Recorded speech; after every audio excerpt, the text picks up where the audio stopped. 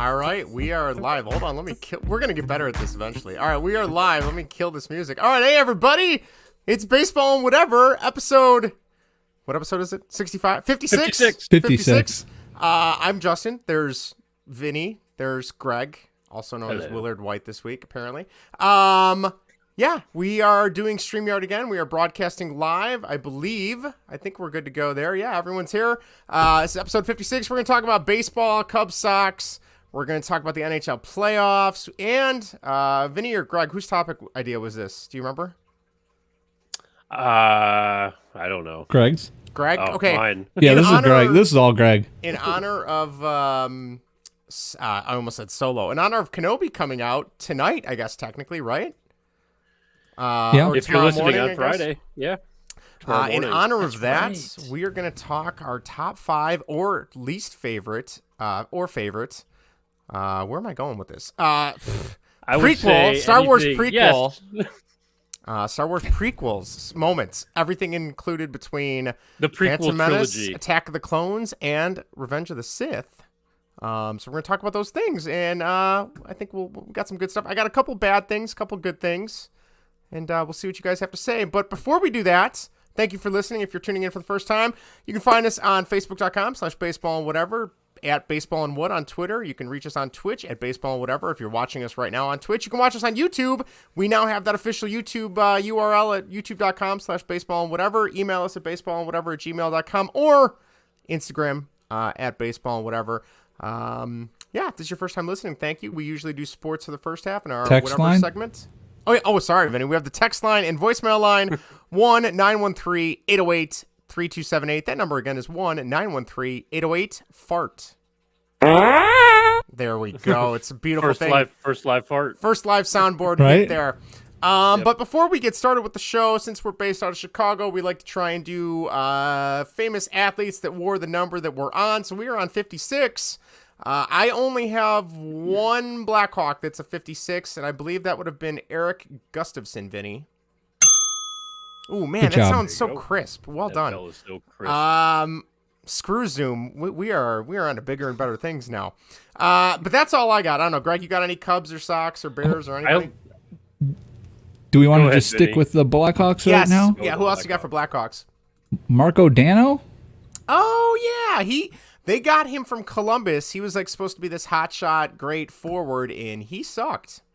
Was that in the Brandon Sad trade? I believe it was. It was That right made me around, sad yeah. that day.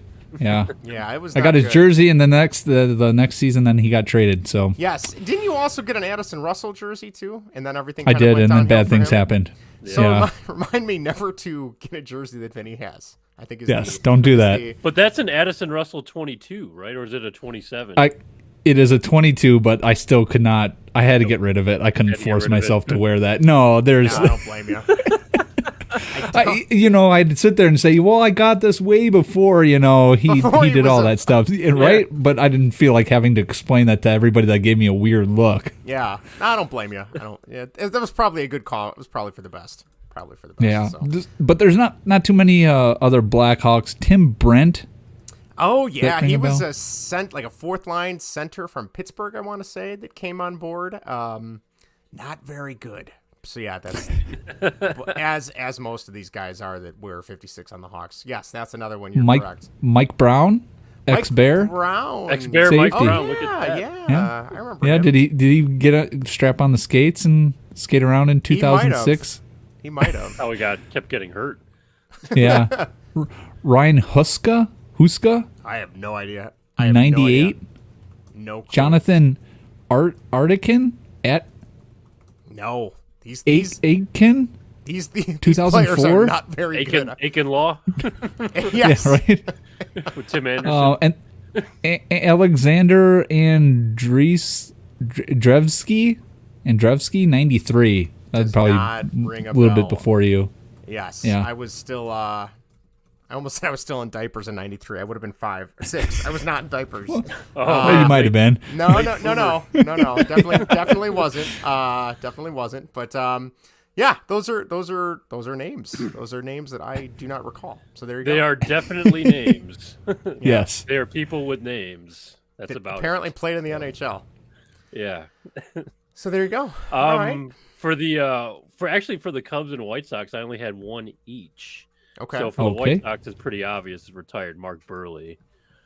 Before that, I don't really give a shit who wore 56 because that's his number. So, but Vinny, you recognize any other 56s from the White Sox? Let's see here. Brian Ward, 2 seasons, 98, 99. No. What? Nope. Brian Ward? Wait, now that sounds familiar.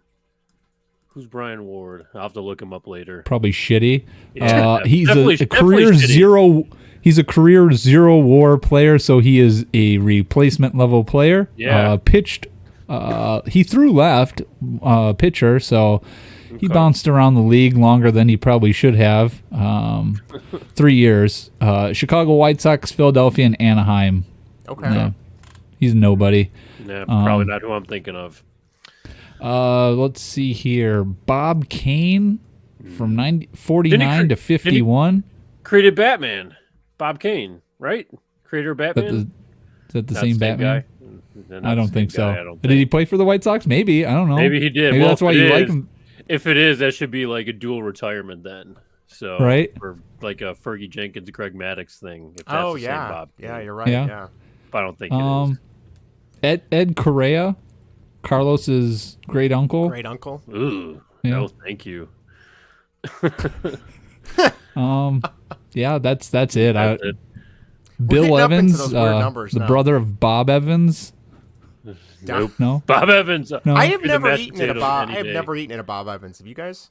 I haven't either. No. Yeah, I once. It was Was it good? It wasn't bad. It's like Cracker Barrel-y. It's kind I've of only like eaten at a comp Cracker to Barrel that, once. So if you ever eaten Cracker Barrel, okay. Oh. Well, it's kind of like Bob Evans a little bit. A lot of geezers there. So Gotcha. I'd fit right in then. for the Cubs, I only had one, Hector Rondon, World Series Oh champion. yeah, Rondon. Can't think of anyone else. Yep, Nice good job. Thank you. We had Adrian Sampson just recently. No, Oh, bullpen no. guy. You don't remember him, I Justin? do not know. Samsonite. That was way off. Kyle Ryan. Kyle remember Ryan, Kyle Ryan? right? Was Kyle he a Ryan, bullpen guy yeah. as well? Yes, he was. Okay. Before Hector Rondon, Brad Snyder. Name No. sounds No? familiar. No. No, yeah. Jason Smith, Cliff Bartosh. Oh, I remember Billy Cliff Petrick. Bartosh. He was a lefty. He sucked. He was I don't horrible. remember him. He was a gangly guy. He was really gangly. Like Gabe. Yes, just like Gabe from The Office. Brian McRae. Yes. Oh, Brian yeah, McRae, Hal McRae's son. 90s. Yeah. Yeah. Center fielder? Yeah. Left fielder, I think. He was an outfielder. Yeah. Lance Richborough. Nope. No, I don't know. who 32. I don't know. that- Oh, we're going old school here. Yeah. No way. Nope. No. That was the idea. first person to wear the number, so I just figured I'd shoot that out there. Okay. No. First 56. Nobody. Cubs No. Yep. history. The Bears, I don't know either. I think it's They're- retired for someone, but I don't know who. There was one person, Bill Hewitt, Hall of Famer, Oh. defensive okay. end, edge guy, 4-time All-Pro, 2-time NFL champ, Hall of Fame All 1930s team. So, Well, look at that. yeah, We'll always take a And- Bear with a retired number. right. They Not have a any lot right of them. now. Yeah. No, but I think the NFL told them they had to stop retiring numbers They because discourage it. Yeah. Yeah. Oh, Roster really? size. they have too many. Yeah. Yeah. Exactly. So Justin Fields will, even if he's great, he won't have his number never- retired by the Bears. It's not fair. Oh, that's sad. Not fair. yeah. Yeah, Bulls, and I can't- the Bulls didn't have anybody. Okay. There was nobody. Yep. So you're okay, Greg. Can I continue the tradition, Justin, that we started last week and give you the 4 Calgary Flames that have worn 56? Sure. I'll tell you if I know who they that are. hockey knowledge In a little honor of bit, your Flames love, which let me check. They were up 1-0. which is dying They out. are still if up you don't pull this 1-0. off. They're still up Okay. 1-0. So there you go. All right. Well, they better because Edmonton can move on tonight. Yes, they can. Can't Yes, they? they can. Jesus. Mike Pelech in 2009. Is it Pelech? Matt P-E- Pelech. Oh, is it Pelech? Yeah. Pelech. Okay, Pelech? I vaguely remember him. Yes, vaguely. Okay. Defenseman. Yes. Yep. Not Yes. much to say about Tyler. him. Tyler Wotherspoon. No, I do not. Wotherspoon? No, No, I do it's not. not Witherspoon. It's Wotherspoon. No. 2014. 2018 and 2019, Ryan Lomberg. No. Doesn't ring a No? bell either. Wow. And 2020, Eric Gustafson. Eric Gustafson, yes, he went to Calgary, was There you still go. decent, and then the Hawks brought him back like they do with every other old player, and he sucks now. So, What a yeah, shame. yeah. Those are the Calgary Flames who wore 56. Nice. So. There you go. I like the little You didn't know. addendum. You didn't know all of them, Justin. I'm a little disappointed. I did so no, I we'll, did not. I did not. Give me a Maple Leafs, I might be able to pull them out. But all right. Maybe we'll add that on. Well, I think that does it. We don't have any voicemails this week. I was shocked, Greg. I really thought you were gonna call in with an angry voicemail on that 15-0 loss the other night that the Sox had. You know what? That's just one of those games where you just get an ass whooping and you just take it and you're just like, what? You move on. Dylan Cease got his ass kicked and that's just that. Like they didn't just beat themselves; they just stunk. And if they just stink, I don't get heated that often. Not saying I don't, but I'm still upset. But yeah, it was just one of those things. Plus, Fair I'm enough. exhausted. I'm exhausted of this fucking team. So that's We can. They need to do something. If you guys want voicemails, they need to do something really dumb, and then I'll send in a voicemail. Then you'll get going on it. Because it still make me mad. I've seen Gavin Sheets at bat right now, and he's walking around with his head down. That can't be a good sign. So No, probably not. Probably not. Well, White Sox. we don't have any voicemails this week, but we do have 2 YouTube comments. I'm sorry, 1 YouTube comment and 1 Facebook comment. So, Greg, take it away. Our guy Glucosamine Chondroitin missed the live stream last week. Is he here today? I Glucose, don't are you know. in the There's live a couple stream? people. There's a couple people in the chat. I don't know if he's one of them, but Okay, who do we have Yeah. in the chat? Pretzel Vince. Pretzel Vince, and I know Eric is in there, and there was a couple other people that just hopped in a few minutes ago. So we'll see if they stick around. But yeah, so there you go. Hopefully he's checking in this Erica- one. Did- Yes, we did have Erica a ask who the comment heck from is Erica. Willard Hold White? on. Erica's comment: Who the heck is Willard White? Do you want to explain who Willard White is? Character from Diamonds Are Forever, 1971. Check out the Bond and Banter podcast starring Jack Lugo with special guest Willard White and yours truly. So definitely a good listen. We love Jack Lugo. His Mets are killing it, so he's a happy camper right now. Yes, he is. He's got his Bond podcast and his baseball team is doing well, all is to well. which I have neither. So All right. Well, and then we have. Zach on Facebook. too. Yeah. I was kind of bummed that Trevor Story lit up the Mariners. Looks like he's now lighting up the White Sox. Yeah, he's kind of Being a hitting jerk. some homers lately. Yeah. Yep. So, damn him. Cubs could have had him too, Story. but they didn't. Could have. No. All right. Well, Greg, do you have any hot takes this week? I don't know. Do Playing you? the. Yeah. Well, Well, do- yeah. do- well, do you have hot any? takes? Oh, do I have any? I always thought we played the thing first. I have a couple questions for you guys. All right, then go ahead, Vinny. Play the hot takes. Greg's hot takes. Now you want to get nuts? Come on! Hell yeah. All right, want to get nuts? Come on. Let's get nuts! All right. Greg, what do you got for us? Who are, and we can get into this later, but who are the All-Stars right now? Who's going to the All-Star game for the White Sox and the Cubs? Go. For the Cubs? Yeah. Wilson Contreras, Wilson Contreras. Wilson Who else? Ian Happ. Contreras. Are they the All-Stars? Ian Happ. My 2 picks were Contreras and Happ. Yeah, don't know I about think pitching. that's Yeah. good. Pitching, gosh, bullpen, maybe Keegan Thompson. Okay. Justin Steele just laid an egg today, so maybe not him. Keegan Thompson could go for the bullpen, I guess. That's a long. I would have shot said just Seiya because of the Suzuki if he name didn't- value and everything. If he didn't bottom out for the entire month of early May. He'll pick it yeah. back up. Do you guys have any picks for the White Sox? Jose Abreu. Tim I have Anderson. two. I don't Tim think Anderson. Jose Abreu. No, but I know. Tim He doesn't have Anderson. a Tim chance. Anderson. Tim Anderson for sure. Maybe yeah. Robert. I was gonna say my second Cease? one.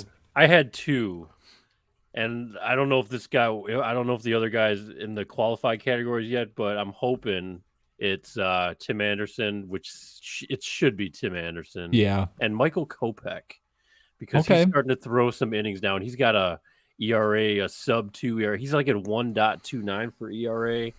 He's pitching more innings, so if he can put a little stretch together, he pitched well against the Yankees on Sunday Night Baseball. Maybe that got on some radar and he can get some All-Star votes, because I would love to see Michael Kopech as an All-Star. So I'd love to see Dylan Cease as an All-Star too. I know he's been getting his butt kicked lately. Shelled but, a little bit, yeah. Little bit, that straight fastball. But the other thing I asked for you guys, I don't know if you've seen it yet, but any thoughts, since this is a Star Wars themed episode, at least for the second half, do you have any thoughts on the Andor trailer? I have not seen it yet, but I've heard excellent things. I don't know about you guys. What was that now? I've heard. I have not seen it No, yet. no. To Greg, a what trailer? The Andor trailer. The guy from Star Wars, Rogue Cassian One. Andor, Rogue One. Oh, Diego didn't even Luna. know that was going to be a thing. Oh, wow. Okay, Vinny. so Moving on. we will revisit this next week, ladies and gentlemen. Sorry about that. Here's a question for you, though, Greg. Now, I haven't kept up much like Vinny. I've kept up a little bit more than Vinny on this one, but I know that there's a show. Yes. But is this? I almost said, is this after Rogue One? That wouldn't work. Is this? I don't believe much, it is. Is this much before like the Rebel Alliance has started? Is it still during like the prequel trilogy? When does this take place? Do you know? So this, you see, so this is where, because Rogue One just kind of threw a curveball within the timeline a little bit, even though it matches up pretty well, because in the movie Rogue One, you remember he mentions that he was been in this fight, meaning, against the Empire since he was 6 years old. Right. So there are shots of him as a child. You see Imperial officers. There's a shot of the Imperial or the Senate or something. So I'm guessing this is sometime around episode 3-ish. Okay. We're going to see the takeover of the Sith and the building of the Empire, the construction of the Empire. So it's another good time period, because here we have Obi-Wan, a gray area that we're going to discover, and then we'll get more of the war, continue with the more war political side in that same kind of time period, because I think there's just Star Wars gold in that between 3 and 4. I think the amount of story you can do is just, is just endless. So it looks interesting. I don't know. We'll revisit it. You guys watch it and tell me what you think. It doesn't give away much. Did you like but it? it kind of gives you the feel of the tone. I did like it very much. Okay. I got Rogue One vibes from it. So I'm hoping I love me some Rogue One, so I will gladly take it. Right. And it's not like he's not the most popular character, obviously, but I think if it's well written, I think we're going to be in store for a good Star Wars story. So our guy Glucose, right he said, I don't know anything about Star Wars, so I'm just going to listen to your takes. Usually you guys have fun takes on everything. You're too kind, Glucose. Thank you very much. Yeah, thanks, Glucose. Too kind. How you doing, man? Thanks for jumping in here. But stick around for some Star Wars insight later on. There you go. You can listen to us bitch about the prequels, or not. Maybe we'll see. Maybe we'll enjoy them. I got some nice things to say. That's All right. it. Those takes are not very hot, so we'll something terrible has to happen, and then I'll go. Well, eat it, so. you never know. Uh-oh. All right. Well, before we start with our baseball talk, we'd like to thank our new partner in the Clutch for joining us here on Baseball Whenever. In the Clutch is an awesome sports apparel company that is known for their licensed MLB, Negro League, MLS apparel, along with great shirts to rep your favorite retro hockey, baseball, and football teams. Even better, you can head to intheclutch.com now, and at checkout, use promo code BASEBALLANDWHAT, all one word there, to get 10% off your order. How great is that? Once again, that promo code is BASEBALLANDWHAT for 10% off your order. Head on over to intheclutch.com. You will not be disappointed. So thank you to them for sponsoring the show. We appreciate it. And also, thank you to our network that also sponsors us and provides these wonderful StreamYard login credentials that we now have for this, I guess, and that is bellyupsports.com. Be sure to check out bellyupsports.com for all your podcast on sports needs, as well as your article needs on sports too. So, without further ado, let's get into some baseball talk. Let's go. Baseball. Welcome back to Major League Baseball. Sort of. Taking a look at Chicago's two favorite teams and other happenings around the MLB. All right. It was not really a great week for either team, but let's start off with the White Sox. Vinny, what do you got for us? Well, last week I posed a question, and I wasn't here to help talk about it, but I asked last week, so we're doing a redo here.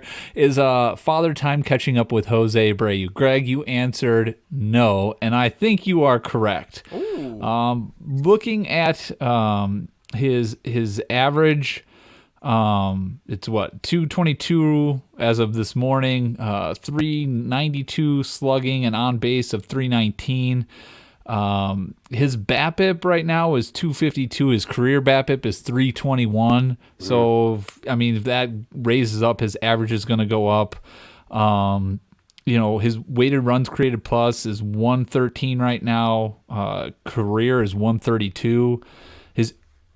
And looking at like his average exit velocity, it's 94 right now, and his career is 91. So he's hitting the ball still hard. But that's also in the 98th percentile of all MLB. Yes, he's crushing the ball still. Yeah. So, and then his barrel in there, percentage, is 8.1%, and his career is 9.5. So not as much there, but again, you talked about him being in the 98th percentile for exit velocity. His hard hitting percentage is at 56.5%, and his career is 45.7%. So he's hitting the ball well.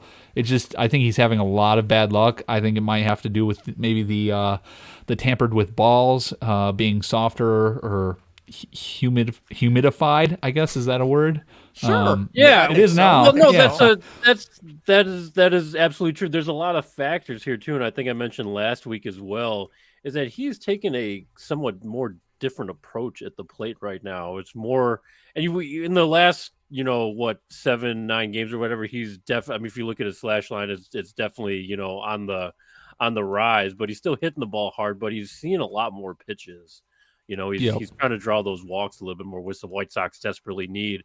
So there's a new approach, something we haven't seen Jose Abreu really do before. He leaned more on the TA side, so he's more patient of the plate.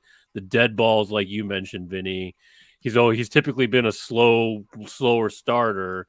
So it's like until I like finally see it, like I'm just going to assume almost that Jose Abreu will remain Jose Abreu. So yeah, I mean until something happens, which I hope he doesn't. And I know he's a free agent after this year, and I don't think he sticks around. So I don't think he'd go anywhere. Do you think he's going to leave? I don't think he would. He seems like a lifer for the Sox. I don't know. You would think so. Yeah, it depends. Yeah. Well, that's the thing. He loves it here.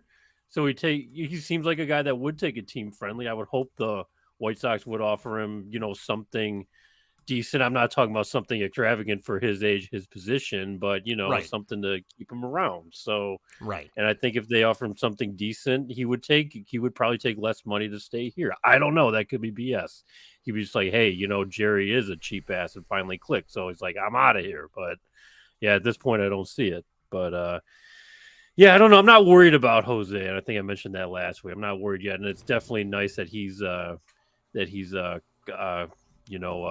of picking it up here a little bit because the offense needs it. I mean, we need more guys to start doing that for sure. So, yeah, I mean, Greg, I'll just give you some more numbers just to make you feel a little bit better about Jose. His expected average slugging and on base is his expected average is 286. Expected slugging is 528, and his expected on base percentage is 382. So there's a lot of bad luck out there. If we can get somewhere near that, I mean, I will take that. Yep. Any day. I mean, that's just a great slash line. He's been consistent guy throughout his career, so it's just like we'll see. What is he, 30, 35 right now? So God, he looks like he's about around 30 years older than me. He's our second longest tenured White Sox, I think, other than Leori Garcia. Leori Garcia. Yeah, so. that's right. One of them is not like the other. Away. Yeah, right. He'll never go away. So. I mean, I don't know. You got any other White Sox? I mean, I feel like it hasn't been a good week for them.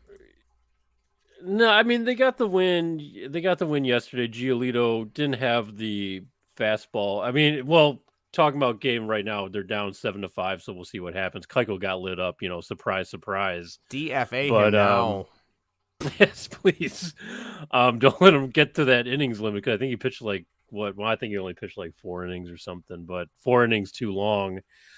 Yeah, they had trouble against Dick Mountain the other day. Giolito didn't have his fastball working, but he still kind of made it through. He still had a decent pitching performance. So I'm still, I mean, I'm still at the same spot with my White Sox right now. It's win, lose, win, lose. Starting pitching sucks this day, but the offense is great. The offense sucks and the starting pitching is great. So it's just, this back and forth is just so annoying. Be good or be shit. Just so I know. Save me some freaking aggravation. So, yeah.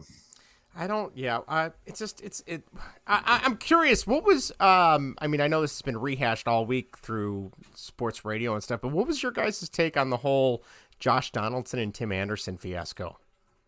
Do we have a take on Donaldson. that? I do not like Josh Donaldson at all. Okay. I will say this. I think Josh Donaldson is stupid. I think he's a dumbass. I hate him as a player. I do not think he's a racist. I do not think he intended what he said, calling Tim Anderson Jackie. I mean, the subtext is definitely not good. Definitely there. Yeah. It's definitely not good. I don't think that was the intention, though. I just think he's just a complete idiot. And deserves a longer suspension. Can't read a room. Think he's a racist. Yeah, no. I think for me, what was most telling is the fact that there were so many White Sox players backing up Tim Anderson was good to see. The fact that Tony La Russa was backing him up, I did not expect that. Yeah, and Tony's the one that referred to it as racist. While Tim referred to it as disrespectful. I mean, disrespectful, absolutely. Here and wide, but. And the other side too, Tim's whole fake tough guy thing was not pretty to watch either. That was just like, ooh, Timmy is, he's a little bit on the in the pillowy side.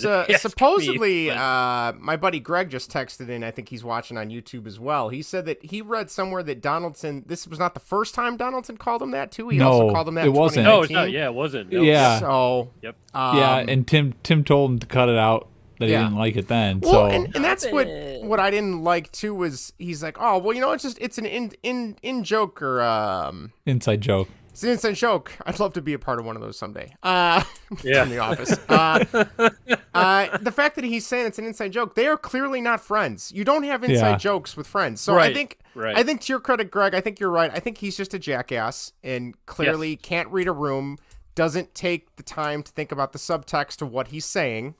And that's going to get him in trouble. The other telling thing is I was shocked. I forgot. He'd been on 5 teams in 5 years, so I think he's probably a shitty teammate to begin with that nobody wants to keep him around or re-sign him or what have you. And number 2 or 3 or 4, whatever I'm on at this point, Aaron Judge even came out and said that was dumb. He should not have said anything. Yep. And that's his own teammate that didn't even. I don't want to say he didn't have his back, but.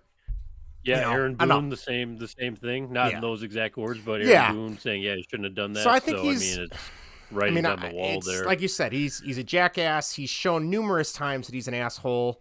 And you kind of hope karma's going to catch up with him one day for just being a dick. But it is, right? He's a Yankee.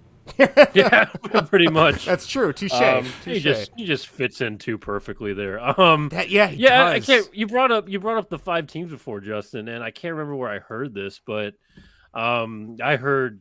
I mean, I guess it's pretty obvious, but the Twins. It was confirmed by someone or said on the record that they couldn't wait to get rid of him. Like that was a big part of their season plan to trade him somewhere, and they got a decent return for him because I was going to say they got some good pieces too. Yeah, they did. Yeah. They hid their hand well. Yes, they did. Urshela's good. Gary take this asshole off our hands, please. Yeah, right? So that was a good trade for the much dreaded and despised. Is it safe to say that the Cubs won the Rich Harden trade then? Oh God, yeah, I guess you're right. Yeah, well, what's Rich Harden doing these days? I don't even know what he's doing, but. Maybe we should get him on the podcast. That's the level of player we could probably try and get. Retired guy? Retired guy, yeah. He did have a few good starts here and there when he was a Cub. I mean, Not, Oh, so not it was just the he was not injuries. injuries, Yeah. not consistent because of he was very injury. We talked prone. about that last year on Yeah. this podcast. Craig brought it up. And Yeah. he was actually a lot better than I thought he Yeah. remembered Yeah. he was. Right. Better than I remember. I just remember him being hurt. So Yeah, Yeah. all the time. Um, Yeah. So That's interesting. That's like a what if Josh Donaldson on the Cubs. Like what could God. because he's still a good baseball Yeah, player. it's productive. But Yeah. I wonder what could have happened with that. Hmm. It's better Well, off could have they been. don't have him. Yeah, it's probably Yeah. it's probably for the best. Patty- He would Patty have was- he would have yeah. log jammed Bryant coming up. Yeah, Oh. Brian would have been the outfield. Who knows? Who knows? Yeah. What Probably would have what made could have Brian been? cry. Yeah. He probably would have. Probably would. Yeah. Well, Oh. should we transition to another shit show that is the Cubs? Sure. Okay. I mean, I guess I don't know how you guys feel about the Cubs. They've been up and down. I think they're sitting at like 18-25, 18-26 now. So I looked at their record. They'd still pretty much be dead last of almost all the other divisions. But the thing that really upset me was losing 20-5 to the Reds. The Reds are so shitty. I can't stand the Reds. We had the drama with Joey Votto the last two games. Yeah. What was that about? Just being a crotchety old man, I guess. Or was- it's a combination Was of that? just... Go ahead. Sorry, was that him defending the Hunter Strickland? Is that the guy? Yeah, that was defense or round something? one, and then round two he got No. upset with was it Wilson Contreras today, and Wilson Contreras got thrown out of the game today. Oh, and really? Okay. just maybe it's that he's having a rough go because I mean he's really bad this year, Joey Votto, really, Yeah. bad. Yeah. really Yeah. bad. So maybe that has something to do with it. I don't know, but 20-5 to the Reds. Like Justin Steele laid an egg today. Not a good look. He did. He didn't have his command. No, he did not. So I don't know. Nico Horner's back, but now who just went on the IL? Somebody else just left to go on the IL. I can't remember who it was. So it's like one step forward, two steps back, or vice versa. They just can't catch a break. Definitely not a playoff team, but I don't know. I know. Did Seiya go on the IL? Because I know if he it got was hurt Seiya. during the game, and he stayed in, but I don't know if Yes. they, at the end of the game. Well, let's see. Who recent? No, it says Cubs cautiously optimistic. Seiya can avoid the IL. Nico Horner is back, and I'm not really seeing anybody else. I thought there was Keegan Thompson's going to start against the White Sox coming up. That'll be exciting. Yeah, weekend Nicky series three strikes is rehabbing in AAA. Great. might just stay down there. He You might. stay, you stay. Yeah, you know Morel what? he might be keeping him down there. Can someone Morel came out of nowhere, but yeah, in terms of Nicky Madrigal, can we just kind of like maybe he you guys can done with him? can he lose his No, GPS I'm not. so he doesn't know not? how to get back to Chicago? No, I mean in all fairness, Jeez, Justin, I'm man, kidding, you're I'm just kidding. you're cutthroat, man. A couple I bad think weeks he's- and you're gone. Good thing you're not GM. No, There'd be no. nobody left. Cut them all.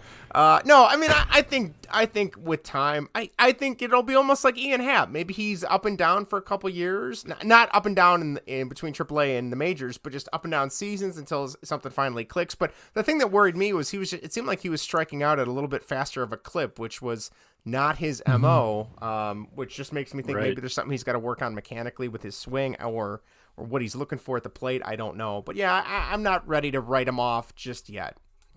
So. Get you that Madrigal jersey. Wear it proud. Well, if you get it for Number Vinny, he'll be one. gone by the end of the week. So Yeah.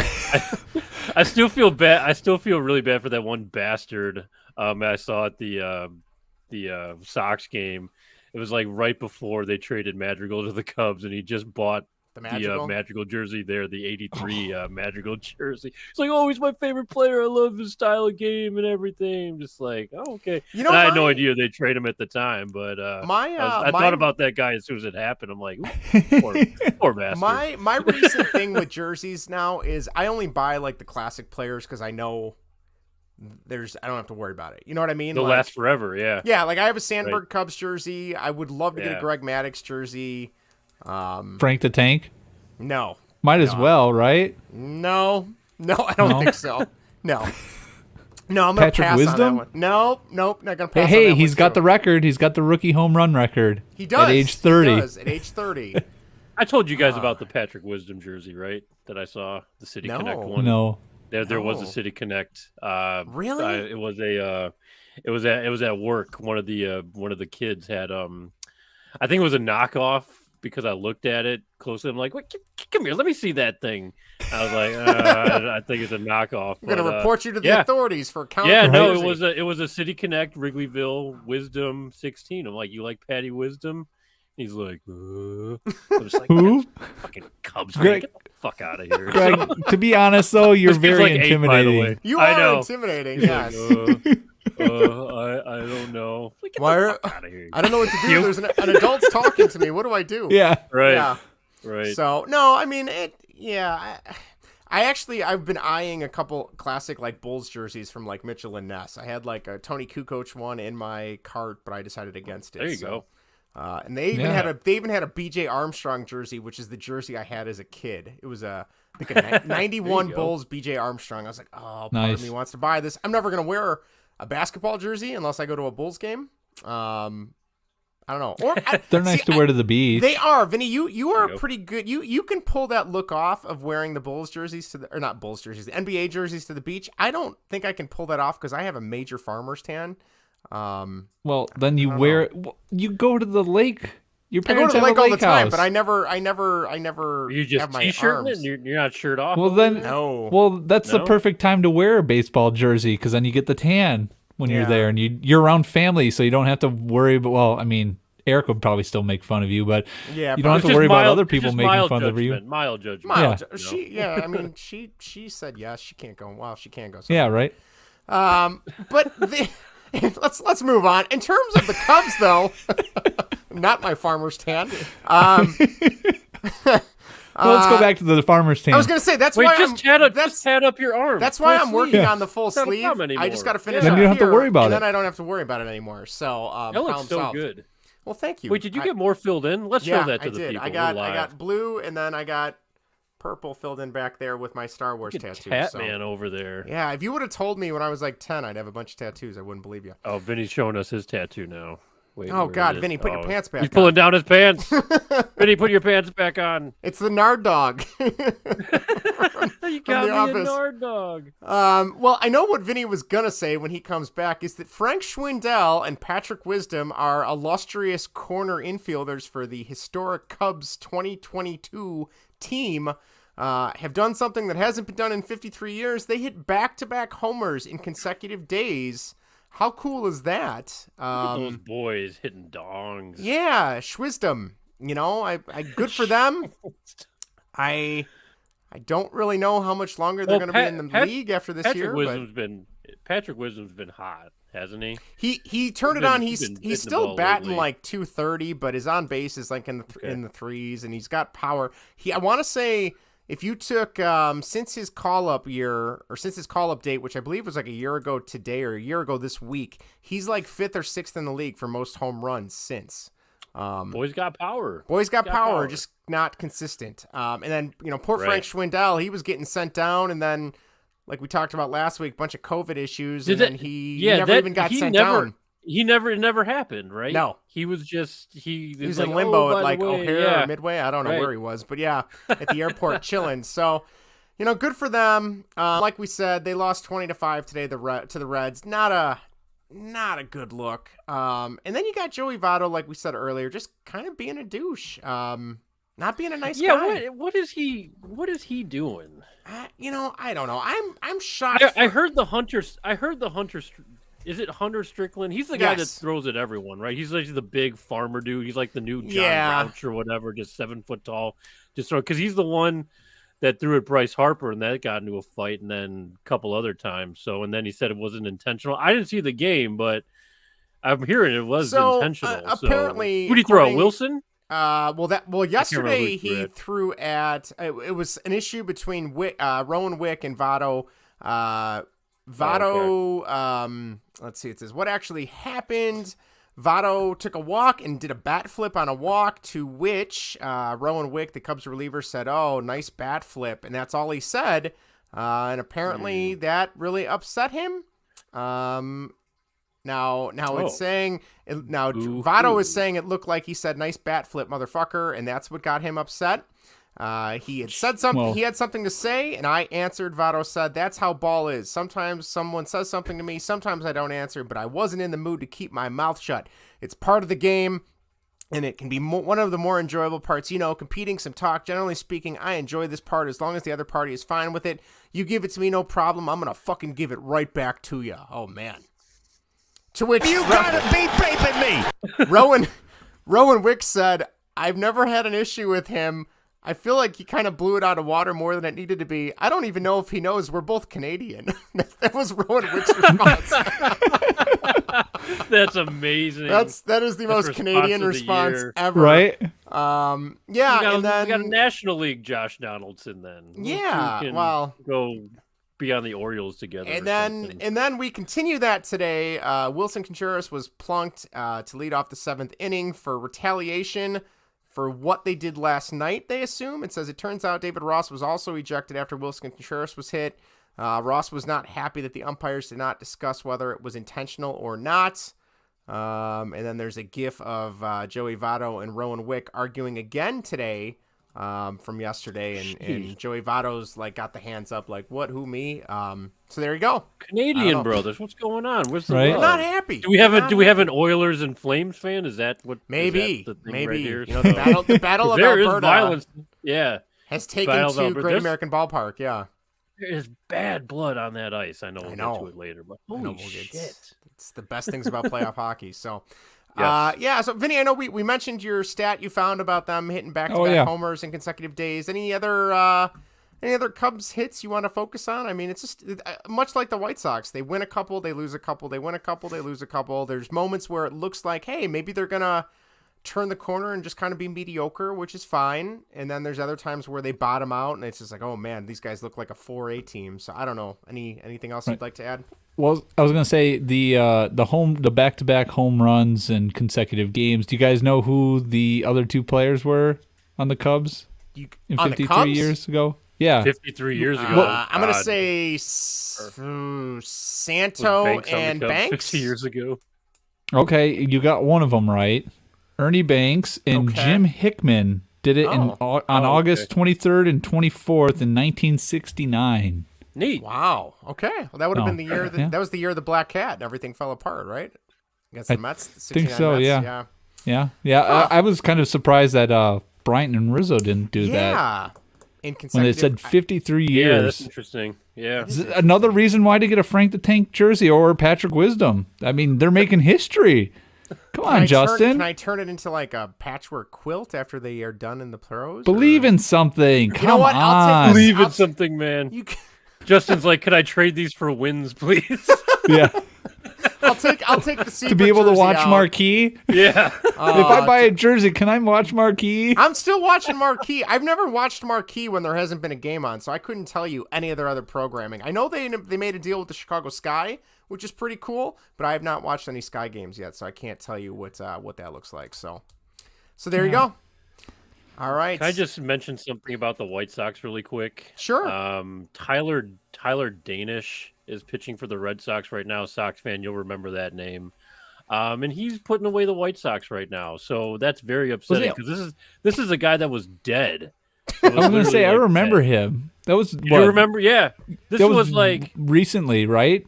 Well, not like last like year, but it four- was like 4 or 5 years. Yeah. Yeah, 4 or 5 years. James Tyler Danish. Shields era, right? Yes, Oh wow, yes. that's going He's back. just- Big game, James. Yeah. He's just making the Sox look like, well, Vaughn's up right now, so hopefully he takes him deep because it's 9-5 Boston right now. But I saw Tyler Danish get a couple outs. I'm like, God damn it, son of a bitch! This guy just gave up bombs, when he had a Sox uniform on, and all of a sudden he's good, back from the dead. That's how it is with all Chicago Sorry. athletes. As soon as they Right. leave, well, I gotta unless turn you're this- I gotta turn Chris this game Bryant, off. you're on the disabled list now, injured list. Yeah, now, he's but, disappeared. yeah, I don't. Colorado, they started off so good, then they immediately went They're- back into the tank. The fans are turning on him quickly too. Is it happening? He's got Yeah, a long I time mean, there. if you wouldn't know that he was on, if you would just post the tweets, you would think, oh, this is like tweets from 3 years ago Yeah. in Chicago, like people Poor guy, complaining he about can't- that. He can't catch a break. Copy and Right? pasting him. Yeah, exactly. Oh, my That God. poor man making his millions of dollars. Oh, he's a millionaire. Do we have Yeah. and you guys any other things from around the league? Vinny, did you have a who's hot, who's not this week or no? I do, but just going back to the Cubs, like I don't know what people expected out of this season. Like there's a lot of people that are like, "Oh, I'm sad. Like this is sad." Like this, but look at this team going into the season. Like on paper was not good. I know I picked them to win to the division, but I was hoping for a miracle.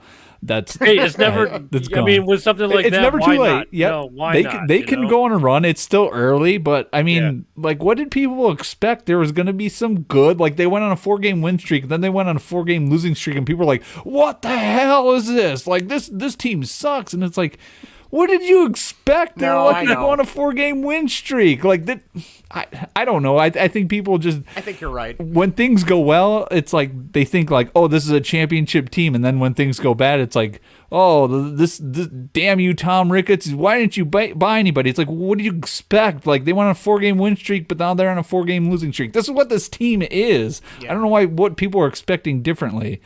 I'm just glad I wasn't on Twitter. I'm curious what Twitter was like during the 5-year run that they had after the World Series. Because I mean, if you were freaking out about them losing 4 in a row, which I really wanted, I didn't have time to dig into the stats and how many losing streaks the core had during the years after the World Series, but. What did you expect with this team? This team was gonna have bad losing streaks. I mean. There's nobody on the team really, and you got a bunch of question marks that you're hoping to get, and it's weird. I mean, it seems like kind of like the White Sox. I mean, the talent is vastly different, but it seems like the Cubs will hit one day, but pitching will just be atrocious, or pitching's great, and they can't find a way to drive in runs. So I don't get why people are freaking out about the Cubs. This team's bad. That's what they're supposed to be. Unless some guys like Frank the Tank and Patrick Wisdom, were better than what people thought that that they weren't. The career minor leaguers that they were. But yeah, I don't get the whole freaking out about a 4-game losing streak. It is what it is. Take the winning streak with as a bonus and just hope that it's not 20-5 losses every night against teams like the Reds. I mean, they've been close in a lot of their games too. That's the thing. Like they haven't been blown out 20-5 or even more. I feel like more than 5 runs most games. Usually it's pretty close. They're in it till the end. So I don't know. I don't have an issue with what's going. I mean, they got to get better. That's got to happen fast. But I don't know what people expected. I guess I'm starting to see it. I just want to see, and I want to know what is the plan. Like, okay, you got Horner and Madrigal, hopefully as your future, battery mates at short and second base, and then you got. Are they though? Well, that and I think that's the frustrating thing is, and it's going to take time. But like, okay, Seiya is obviously your right fielder for the near future. We don't have a center fielder that I trust at the moment, but maybe Brennan we have Davis. Brennan Davis coming up Supposedly. Ian He's got left, I guess, field. for another couple seasons, right? I mean, he's still young too. He's not even that old. He's got two seasons. Well, no, he's what, 29, 30 almost? Okay, well, God, man, I think. that went fast. Is he that old? Wow. And then, Thought so. Third base is, Wisdom is, we'll see how long that rides out. But after him, is that a gaping hole? Do we have any prospects at third? First base, Rivas, getting to see what he's doing. He's been very inconsistent, I feel like, but obviously he's a rookie. That's going to happen. For me, Wilson Contreras, I'd love to see them extend him just because who else are you going to extend at this point? But I think it has not happened yet. It's not going to happen. I think they're going to trade him. Jan Gomes was the guy that just went to the injured list. He's out now too. But now they called up some catcher from AAA who he got a triple on his first at bat the other night. PJ Higgins. There you go. Oh yeah. But I know he's kind of projected to be a career backup from what I've read. But we'll see what happens. So yeah, Ian Happ is 27 years old. By the way, okay, that's not too Still bad. older than I thought. Yeah. Yeah. I remember when here's my. Go ahead. I was just gonna say, here's my advice, Cubs fans. Take it from a Sox fan right here. Just look at it this way: win today, lose tomorrow. That's just how it's gonna be. So Greg, once your hot streak is going on, it's just gonna come crumbling down soon after. So. Greg, can we get a live look? Is the White Sox championship window where is it? Is it still open? Is it the hinges on the window like locking? What's going on? What no, do it's you think? still. Well, if you look at where they're stationed right now, the window is open. Okay. They're just shitting on the toilet right now instead of enjoying the breeze, if that's the best way to put it. The window's open, but it is shutting. As soon as it opens, it starts to close. Because then you're on then the timer starts going tick tock, and you just gotta do better, and they're not doing better. There's just different bad there's a different bad guy every day. That's kind of like how it is, there's just one player who's just gonna let you down. So should we, Vinny, do you want to tell us your who's hot, who's not for the week? Sure. And now, folks, it's time for Who's hot? So damn hot. Oh, hot. Because I'm a hot little potato right now. And who's not? I'm afraid that my conditioners left me cold. Freezing my royal Rastafarian name-names off. This guy sucks. All right, take it away, Vinny. I think that has to be our best one. I love that. I love that. Yeah. That is so good. So good. All right, we'll start off with the better team in Chicago, the White Sox. Greg, are they? Who was hot this last week? Well, seems like it doesn't record-wise. The bar's set low. I know. My guess was going to be Jose Abreu. Ooh, no. No, it's not Jose Abreu. No, it's not. How's Who it else? not Jose Abreu? Not this past week. Andrew Vaughn? Oh, ouch. No, it can't be TA. It Wow. is Good job, Greg. Yes. Tim Anderson hitting .474, on base percentage of .545, slugging .684 with an OPS of 1.230 this past week. Yeah. This week. Oh, okay. Unless I had the wrong dates set in there. But I don't know. Yeah, I thought he was. He had an offer just the other day, or maybe I'm thinking a while ago. Maybe not. I don't know. No, maybe you it was could be yesterday. Right. Well, that's very that's very telling too, because TA in a slump is still the best White Sox hitter. So yes, there's the offense right there. So that could very well be accurate. So he's got one home run. Well, he had a good series too against the Yankees, so maybe that was carrying him. Yeah. He's had one home run, 6 RBIs, only 1 strikeout, and 2 stolen bases. Yeah. His BABIP is .471, and his weighted runs created plus is .265. Okay, all right. Do you know who is not for the White Sox? I would be floored if this is not the correct answer. It has to be Yohan Moncada. Good job. Terrible, absolutely terrible right now. He has an 83 average. He doesn't even deserve that sound. On base percentage. Deserve that sound drop, Vinny. He doesn't deserve that. 125 slugging for an OPS of 208, and he had 9 Ks this past week. Something's going on in his head, man. It's bad. Not good. That's not him. That's not him. That is not the Yohan Moncada we know. His BABIP right now is terrible. 133, and his weighted runs created plus is -50. Yeah. So he's the good news is he can only go up. I mean, technically you could get worse, but it won't make a difference. You can go zeros.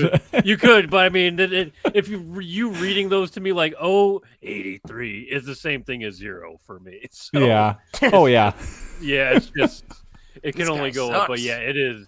It's brutal. He's been terrible. And his since he got called up, he hit those 2 home runs, his couple games, and then just after that, just god awful. So he's dropped in the lineup. He needs to get his shit together. Seriously, there's nothing else to say about that. Just bad. Yep. All right. Moving on to the Cubs, Justin.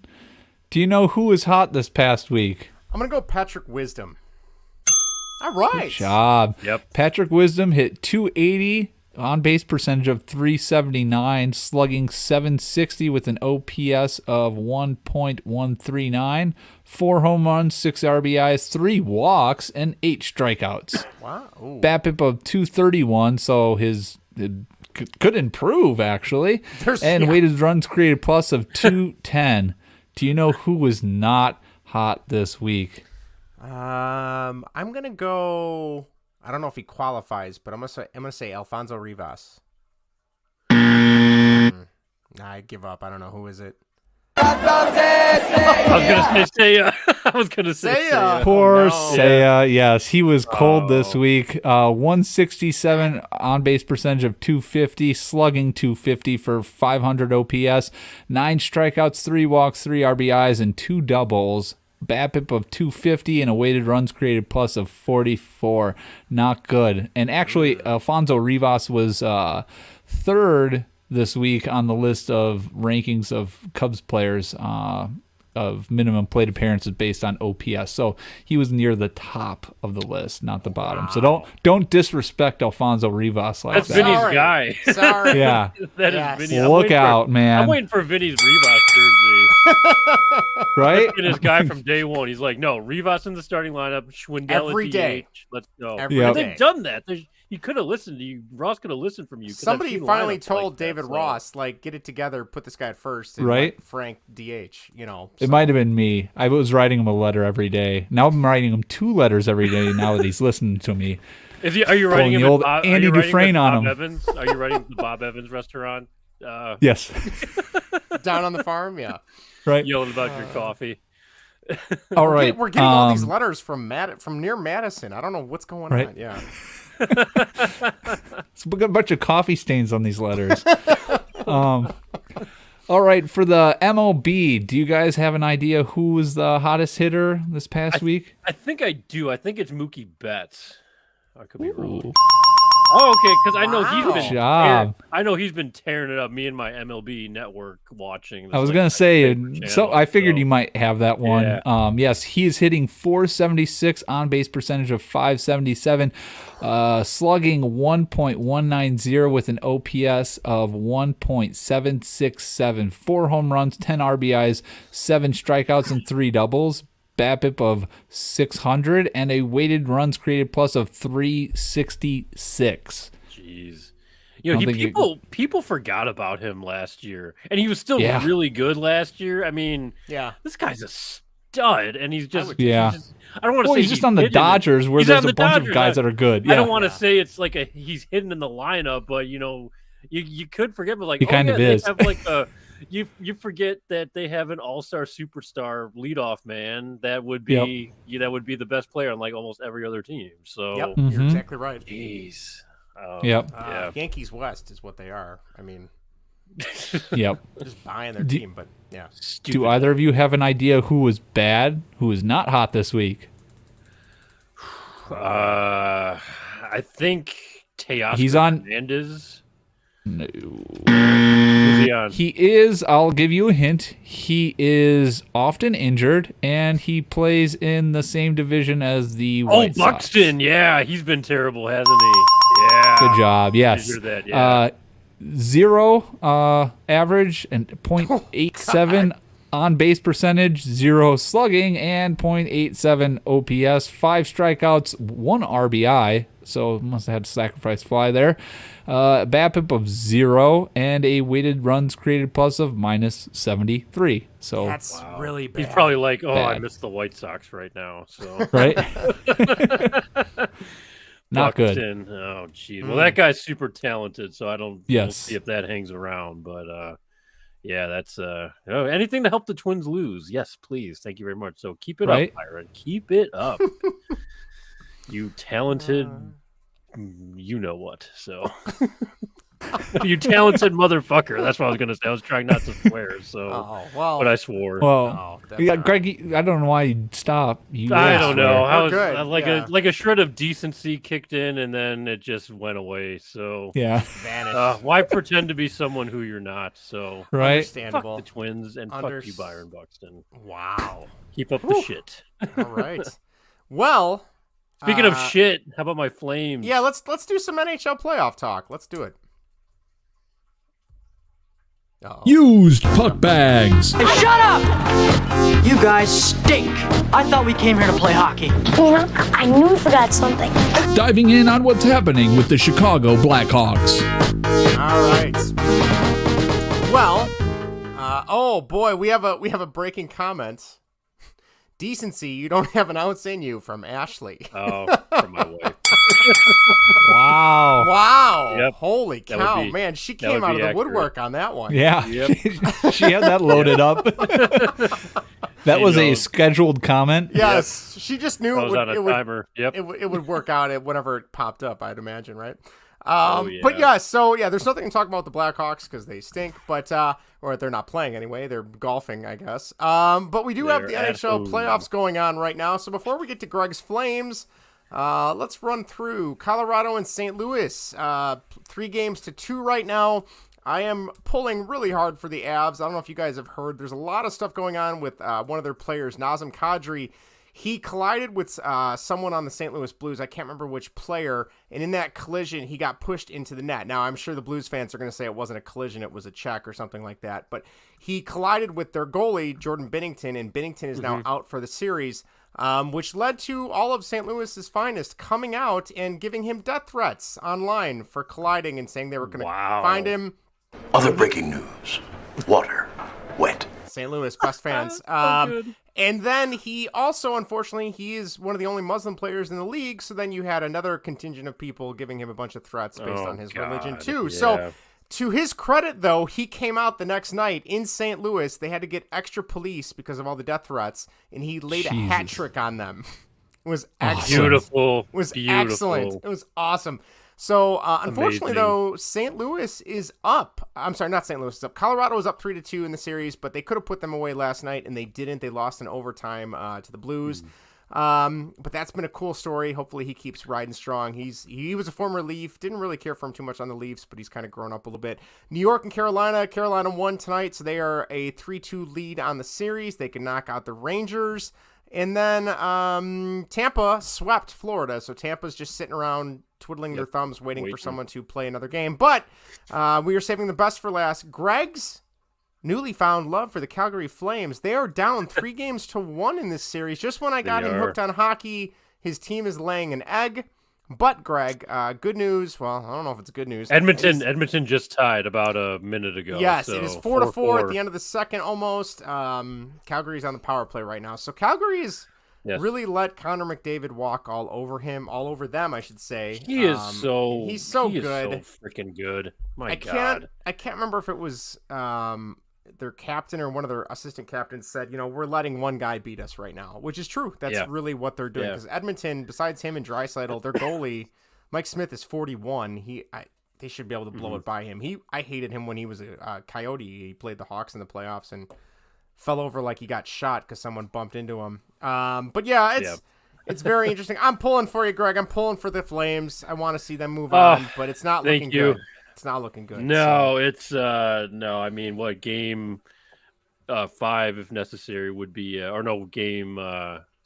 Wait, I'm getting mixed up here. No, game 6 would be Saturday if Calgary can pull off a win tonight. But I don't know. I kind of bought in a little bit. I'm still pulling for them all the way. But these high scoring games and just just watching, like I think I texted you, and I know very little about hockey or anything, but even just watching Connor McDavid skate and you can just tell his puck control out there. I mean, you don't have to be a hockey fan to see that guy as a class above anyone else that's wearing skates right now. It's like he's got the puck on a string with the way he's moving around, guys. But right. I mean, he makes the goalie look silly on some of those. Oh goals. yeah, it's amazing. So they look just plain dumb. I mean. The first round of the playoffs, I'm so excited. I watch a lot of the games because I usually try and pick a couple teams that I'll pull for. Yeah. And all the teams I really was pulling for besides the Avalanche, and I've kind of adopted the Flames now too on Greg's behalf. Those are the only two teams left that I'm actually caring about. So was this a series that you would otherwise pay attention to, Justin, if it wasn't for my random fandom? I probably would have watched it just because I know how much those two teams hate each other with a passion, and I knew it would be a good series. Well, the whole battle for Alberta thing. There's a lot of bad blood. You see shirts of it. Yeah. So that I would a lot of fighting on the ice. So that I would probably keep keep an eye on. But like, I've been watching the Avs series just because I kind of follow them from afar. But New York and Carolina, I don't really care. And same thing, Tampa and Florida, I just had no interest in that. So if Colorado moves on, I'll keep following along. And I mean, who am I? I'll put it on in the background either way. But so there you go. We'll see. Hopefully next week we can talk about the Flames moving on to the conference finals for Greg. But we will see what happens. Be nice. All right. I think it's time. You guys got anything else before we shift gears? 11-5 Boston. Ooh.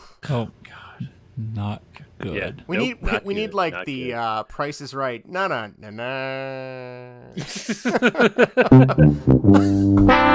my God, man, he's good. You got it, man. Asking you shall.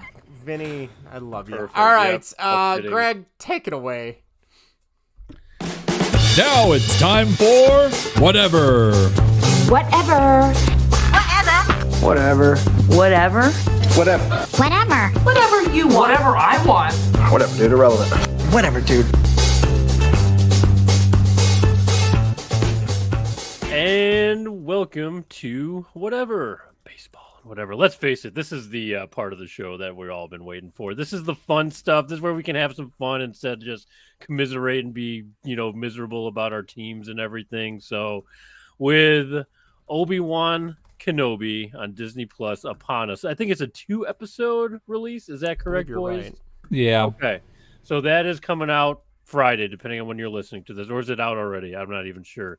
Either way, we have the return of Ewan McGregor and Hayden Christensen in this character-driven Disney Plus series, as they described it. They comped it to almost like the Joker or the Joaquin Phoenix Joker movie, kind of like a character-focused thing. So this should have a different tone to it. Either way, so exciting. Can't wait. I mean, this is stuff like dreams are made of, almost coming from the prequel trilogy. Like, who knew, right? So, but I thought it'd be fun, since we have this coming up, to kind of go over our favorite moments and our least favorite moments of the prequel trilogy, episodes 1, 2, and 3. And this can be a range of anything, guys. It doesn't have to be top 5. It could just be open discussion right here. Okay. We'll go back and forth. And we have submissions too, and everyone's points look fantastic. So definitely a lot to talk about here. And I think we'll just kick it off. Yeah, so, we had a couple people text in. We had a couple people from the Overblood Game Informer Facebook group. So it should be a good time. Absolutely. So I just want to kick it off here, guys. And I know I've preached this so many times. It probably sounds like a broken record, but the biggest problem for the prequel trilogy for me, almost said sequel there. That's a whole nother set of problems right there. Oh boy. But it really came down to screenplay and script writing from George Lucas. Like, it's the all-encompassing thing, because the story itself is solid. I mean, the ideas were there, how things were happening, all the bare bones were there. It just wasn't. I mean, George Lucas it too much, and it was just kind of poorly written. It was rushed. It just needed a better writer's touch, which I think we're getting with Obi-Wan Kenobi right now. That's kind of like my whole point. Here we have George Lucas's story elements, the stuff he pretty much created, with just kind of like polish from new writing and new directing. So I think if you just add all that together, that's why we are still excited for this, because the core was solid. It needed the polishing, and now we're hoping to get something completely awesome, which I really hope it is. So if I talk about the prequel trilogy, that is my biggest issue with it, all encompassing. Okay. So the other thing for me was just poor acting from Hayden Christensen, and I'd throw in Natalie Portman. They're just so wooden in the series. I mean, they're Ewan McGregor and others, Ian McDermott, they're just light years ahead of them. So I think just their acting, those two in particular. What about Jake Lloyd? Yeah, you could throw Jake Lloyd in there. Yeah, that was the other thing. Poor Jake Lloyd, though. I've seen a couple mugshots of his. Right. Yeah. He had more. I mean, he was just more annoying. He had more charisma, though. Like, he had more personality. Like that's the only thing. Yeah, he was. It was just like, oh, bad God. lines for Yeah, him. it was just bad. Exactly. Again, bad writing. Right. Yeah. So See, I mean, I think that's. Go ahead, Justin. What I think's funny though is Phantom Menace came out in what, 99, if I'm not mistaken? Because I want to say the re-releases of the 25th anniversary re-releases were like 96 or 97, I want to say. Started in 97, 98-ish, just right before it. Yeah. So I just remember being so amped up for Phantom Menace. And as a kid, I didn't know any better. I loved it. I thought it was a great Star Wars movie. It was wonderful. And 100%. It wasn't until I got older and I rewatched it, I'm like, this movie sucks. It's not great, but there are things about it that I enjoy. One of which is all things pod racing. I love that. The race in Sebulba, I could deal without that, but like the race itself, the sound effects of when he pushes the gears. The other thing I'm going to say about pod racing that I really loved is the games that came with it, the video games. I dug through and I found my Game Boy Color Star Wars Episode 1 Racer. That's amazing. Wow. This was the one where it's got the battery in it, so it also rumbles. Yeah, I was going to say it's got the battery. All right. Oh, that's old school. This was really fun. For Game Boy Color. It was a lot of fun. It was actually pretty good. It was top down. It wasn't like the N64 one, but the N64 one, and I don't know if it was on PlayStation, but the N64 pod racer game was actually really good too. Yeah. And just the sound effects of the pod racing and in the like when they're braking and everything. I still remember my uncle got his surround sound set up, and he's like, "Oh, I got the perfect scene in the perfect movie to put on to test the surround sound." And he put on the pod racing scene. And it was so cool because it literally felt, you could feel the pod racers coming around you, So as much as I look back fondly on Phantom Menace as looking at through a kid's eyes. I know it's not good, but I still enjoy it. Like if I'm going to have to sit down and watch one of the prequels, that's one of the ones I would probably watch. Either that or Revenge of the Sith. Yeah. Probably I'm with you right there. And getting back to the pod racing too, I know George Lucas, if you watch the documentaries, he put a ton of effort into the pod racing scene and then the Naboo battle at the end. Like those were like his two babies of the movie. That's the stuff he put his main clearly showed. Yeah. No, absolutely, without a doubt. So yeah, no, absolutely. And great, like the sound effects too. I mean, that's like the Ben Burt sound, even though I think he was editing. He was the original sound designer. He created a lot of the Star Wars sounds. I know he was behind that. Just really, really good stuff. And good animation too for the time too. Really great CGI. If you look at some of CGI now, it's just like, ew, even Episode 1 had that beat, and that was back in the 90s technically. So no, you're right. I actually, in my class, we just finished up the Middle Ages, so I showed them A Kid in King Arthur's Court. The CG in that movie compared to what's in Phantom Menace just 4 years later, it is night and day. Holy cow, is it bad? I'm sure. That movie's not that great. Movie's not that great. Just throwing it out there. But anyway. So I'm gonna throw it to you, Vinny. I want you to share us a take on the prequel trilogy. Floor is yours.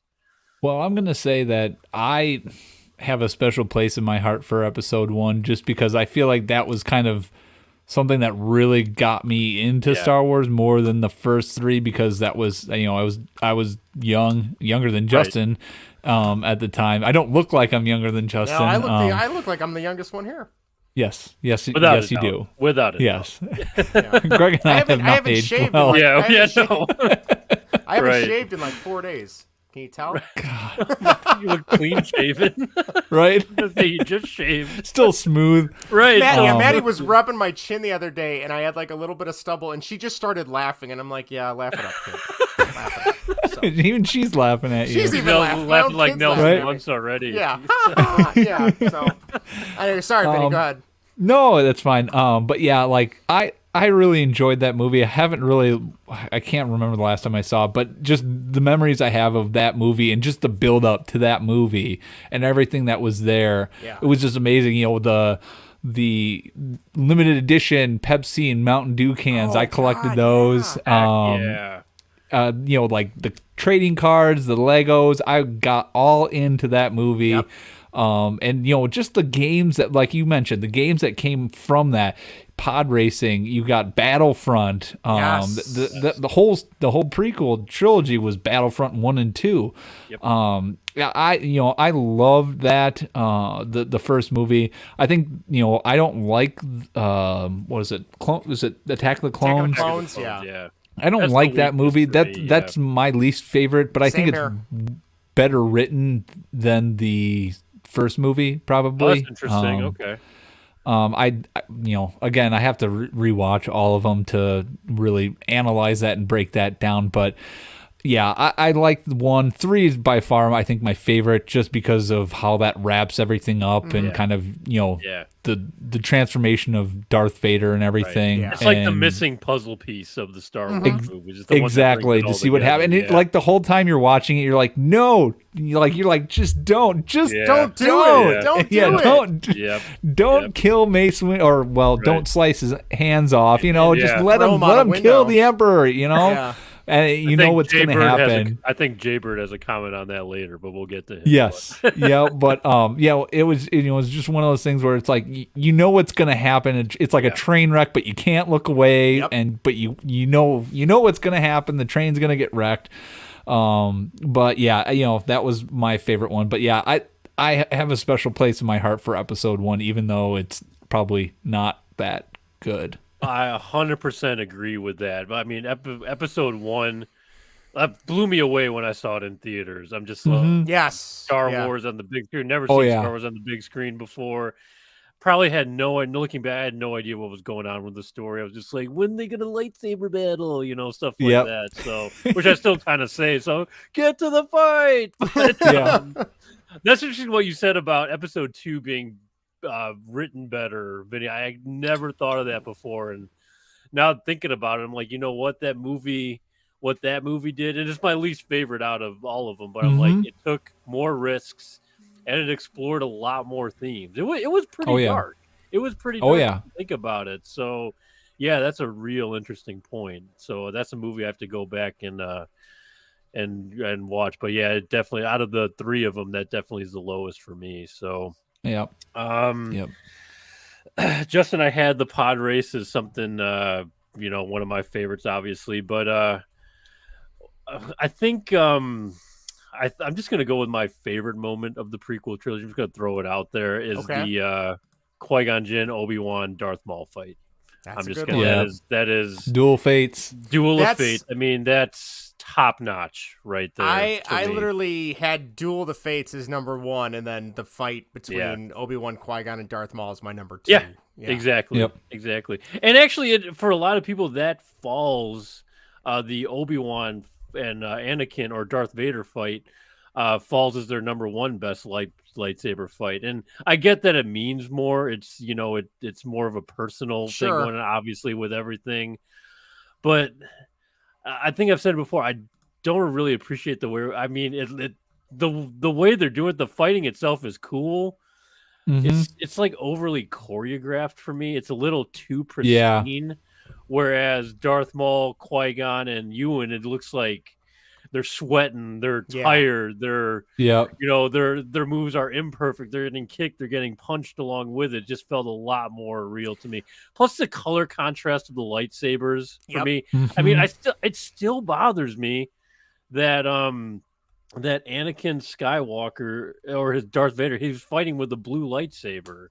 I know they're trying to get the when he's fighting Obi-Wan in Revenge of the Sith, it was like blue lightsaber. Yeah. Okay, I got you. Like, I get they're trying, and that goes back to the writing because they try to play the fact that yes, this is your father's lightsaber. We see Obi-Wan pick it up, so there's a connection right there. They have to, make it, seem like yes, this is Anakin's right here. We know it's blue. Luke gets the blue one eventually, but again, that boils back to the screenwriting before. They could have probably played that better. So yeah, no, that never really clicked with me. But as far as Duel of the Fate goes, I mean, you saw once that Obi-Wan trailer kicked and that music came on, people just, crapped themselves on how amazing that score was. First, I remember that actually made TRL's top 10 on MTV, that song. Yeah, the music video was just like the orchestra playing the song. I'm like, holy shit. And then I remember in middle school concert band, we played that for like competitions, and it was badass. hearing that every morning when I'd go to band in the morning before school started. And then I think for me that battle between those three guys was so much more not influential, but maybe more. It stays with you more because prior to that, like growing up seeing the originals when I was like 7, 8, 9 years old, you had the one with, Obi-Wan and Darth Vader, which was the most bullshit, boring. Yeah, that's he hits him and he disappears. Okay. And then,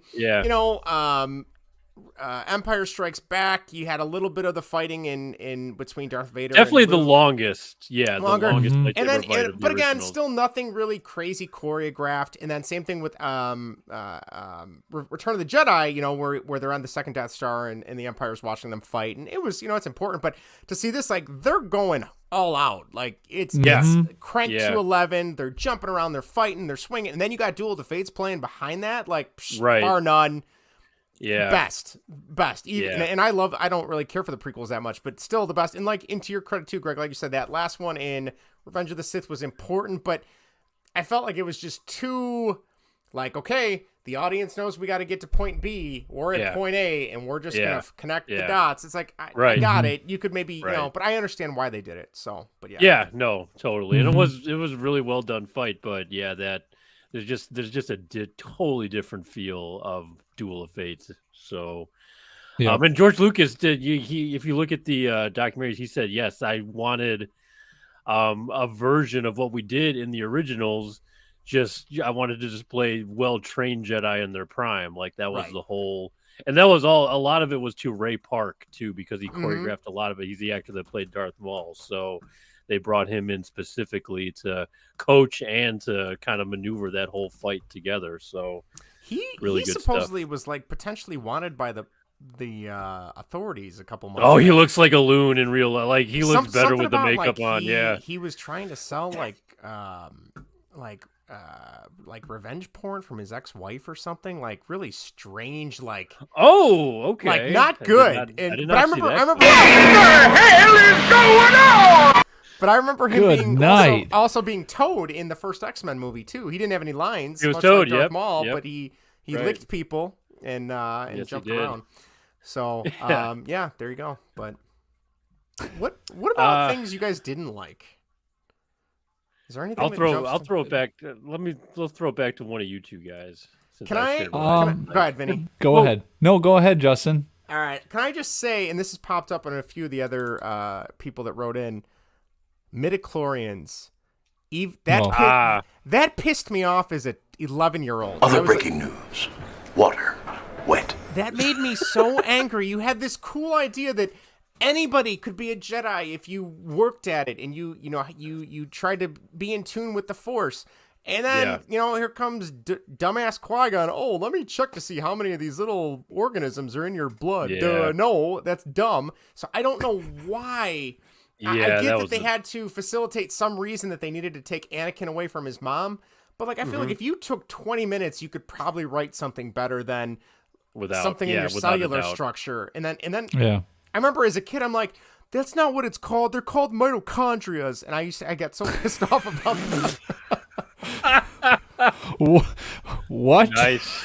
Mitochondrias are the powerhouse of the Nerd cell. alert. No, you guys didn't pay attention in biology. No, you're right. But you're correct. You're absolutely so right. close But to midichlorians, so yeah. Oh, it probably was. I don't. They made the Force organic, which is just made dumb. It biological, which doesn't. I liked that you could have this farm boy from Tatooine or some royalty become a Jedi if they, you might want to say they're more predisposed to it. I'll buy into that, but to say, oh well, your midichlorian count is higher than we've ever seen, okay.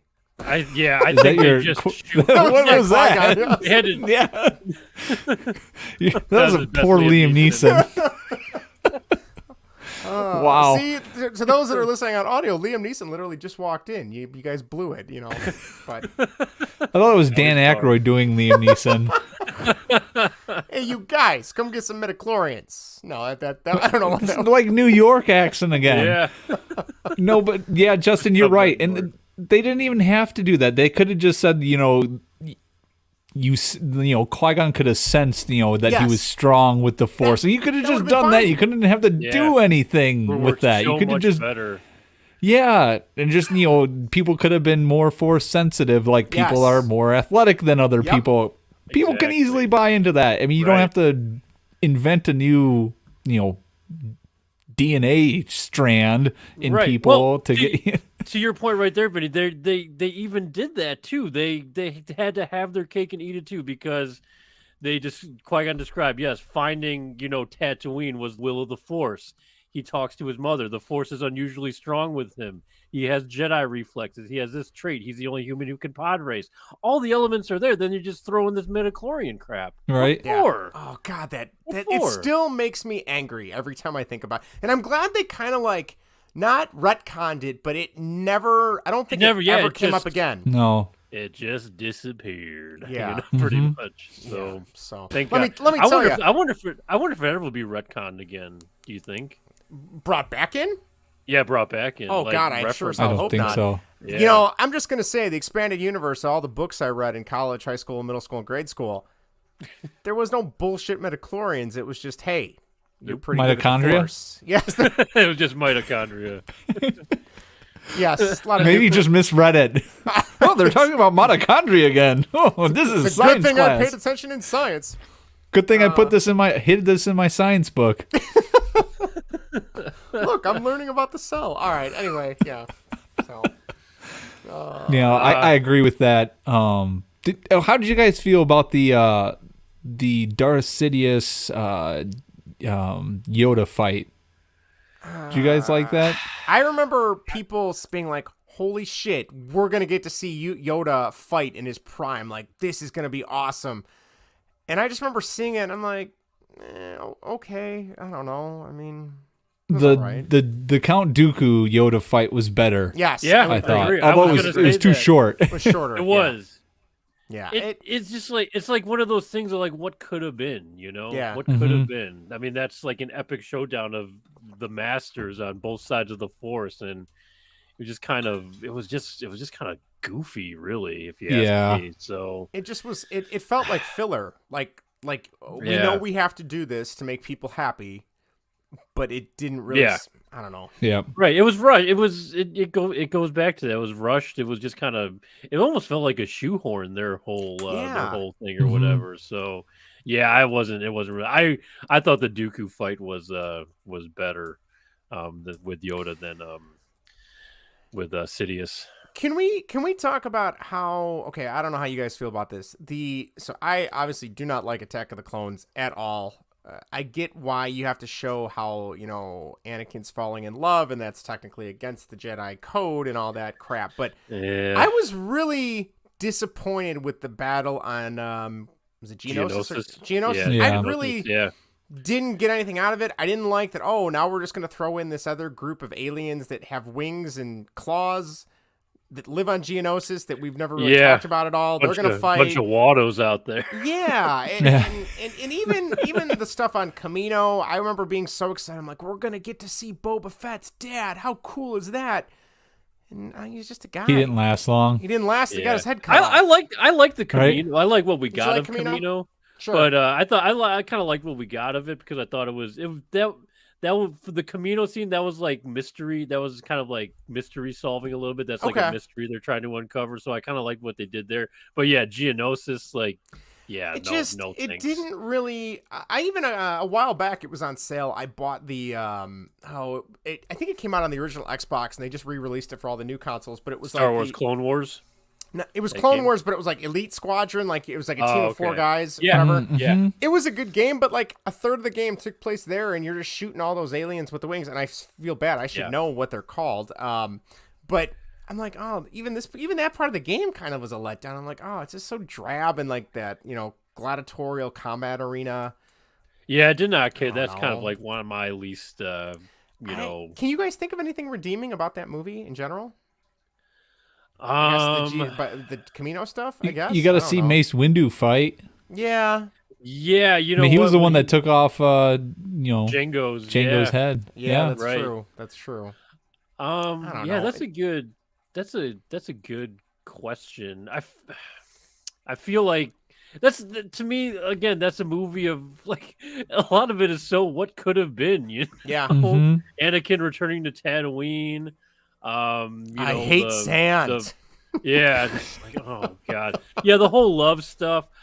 Here's a thing for you. I actually think the opening scene is cool when they blow up the Naboo Star Cruiser. Oh yeah, that was and then we're kind trying of to figure out who's trying to kill Padme. I kind of like that. Yeah.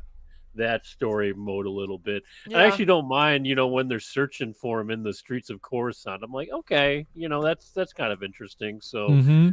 Ewan McGregor, when he says go find him or whatever, he's like, well, where are you going to get a drink? I was like, that's cool, that's badass. So that's maybe. So I guess the beginning part for me would be the best of episode 2.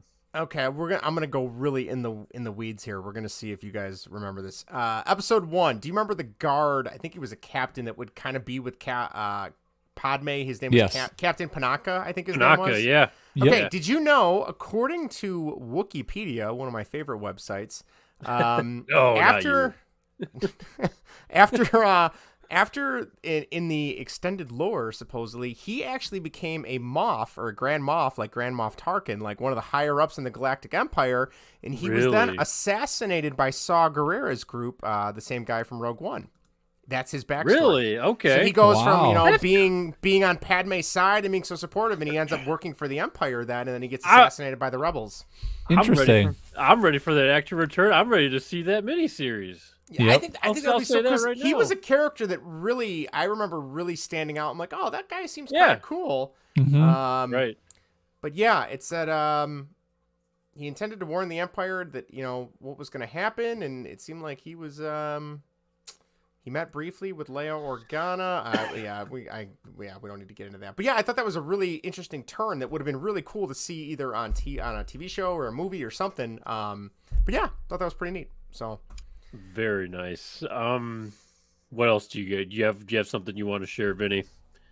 I was just going to say that we kind of touched on it, Dual Fates, but that whole episode 1 soundtrack was phenomenal. I had that too as well. Yeah. I had like pretty much anything that was released for episode 1. I had it. But yeah, that was such a good soundtrack.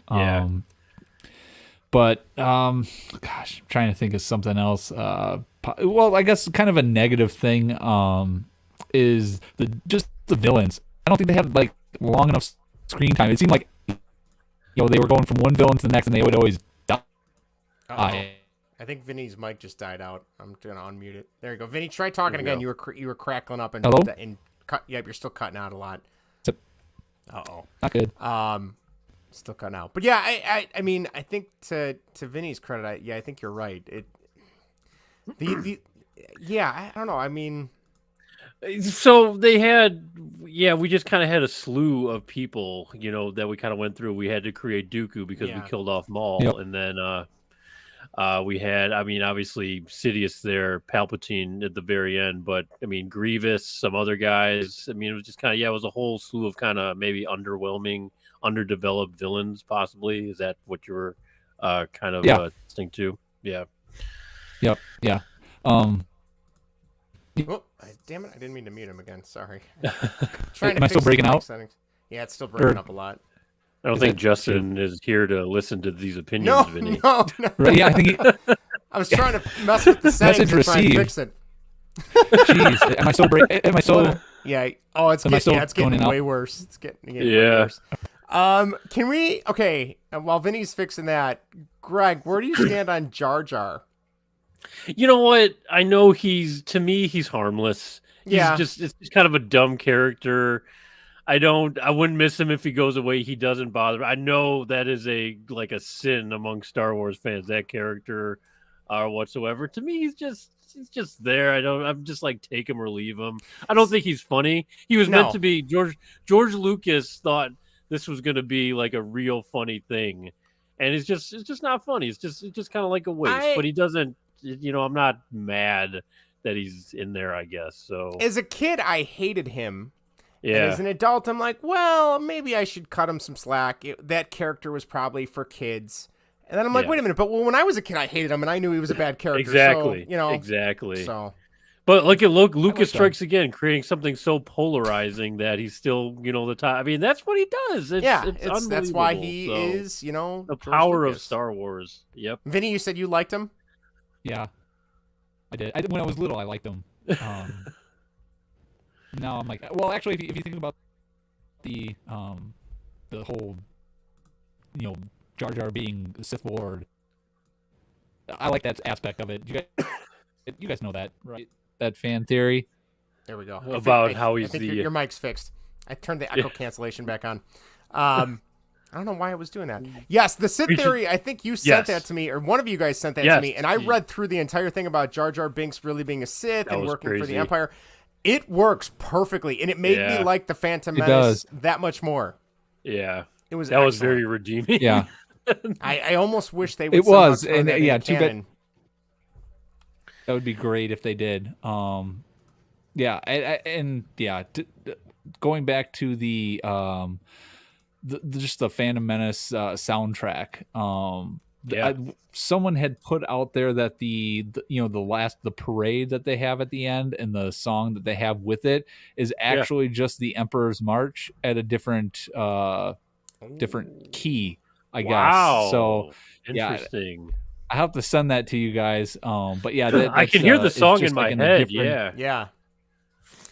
It's just and they kind of like break it down. They play each riff and the rhythm of the song like side by side almost, and you can see how it matches up. It's actually pretty good. Huh.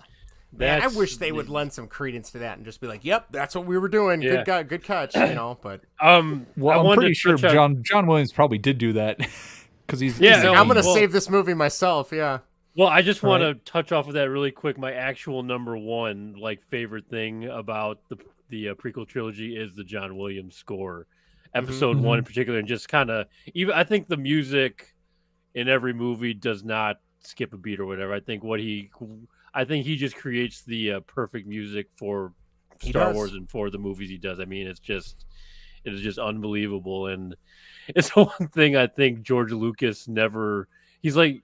That was the one thing, if you watch the Empire of Dreams documentary, and I know I've talked about it many times, I highly recommend it. You can watch it on Disney+. It's just a must watch, and with all the problems they had with making the original Star Wars movie, one of the only things that went right was John Williams doing the music. It was the only thing to exceed Lucas's expectations. So the score, and I'm happy he's coming back for the Obi-Wan series. So we'll see what he puts out. But those soundtracks, Vinny, I had them too. It just awesome did you? music. So sure did. I feel like I really need to go back and watch Revenge of the Sith because I remember loving it, and I also think maybe I liked it more because of how bad Attack of the Clones was, in my opinion. Maybe that's why I liked it so much. But I have it sitting on my DVD rack because that's one of the ones I won off the radio and was promptly called a nerd by the disc jockey when I won it. But that's right. Still got it. But I did I liked the ending too when they try to kind of bridge the gap a little bit more. You see, I think it was Tarkin and Darth Vader, and they're putting the Death Star together, or it's the beginning introduction of it. I mean, gosh, I wonder if Rogue One was even a thought in his mind at that point. Probably not. But I mean, Rogue One did everything they needed to, but that was a lot of that was I always said though with Episode 3 that should be the best Star Wars movie ever, and it's not. It should, but it's not. It should be, but it's not because it was just like for the points I made before. So they should have made that into a mini series. Just to have it strung out so you didn't rush a lot of the stuff. Like you said, the battle between Anakin and Obi-Wan, and then the battle between Darth Sidious and Yoda. I mean, that could have been an hour-long episode, and everybody would have taken and eaten it up. Yeah. Too bad the miniseries weren't a thing back then. No. Where do you guys stand on General Grievous? I think he's just a. You know how they got? You know what was the original concept art for him. Mm-mm. They got him off of. They got one of the artists got his idea off a trigger sprayer for a spray bottle. Like Windex or something. Really? That was the original. That was the original inspiration for the design of General Grievous.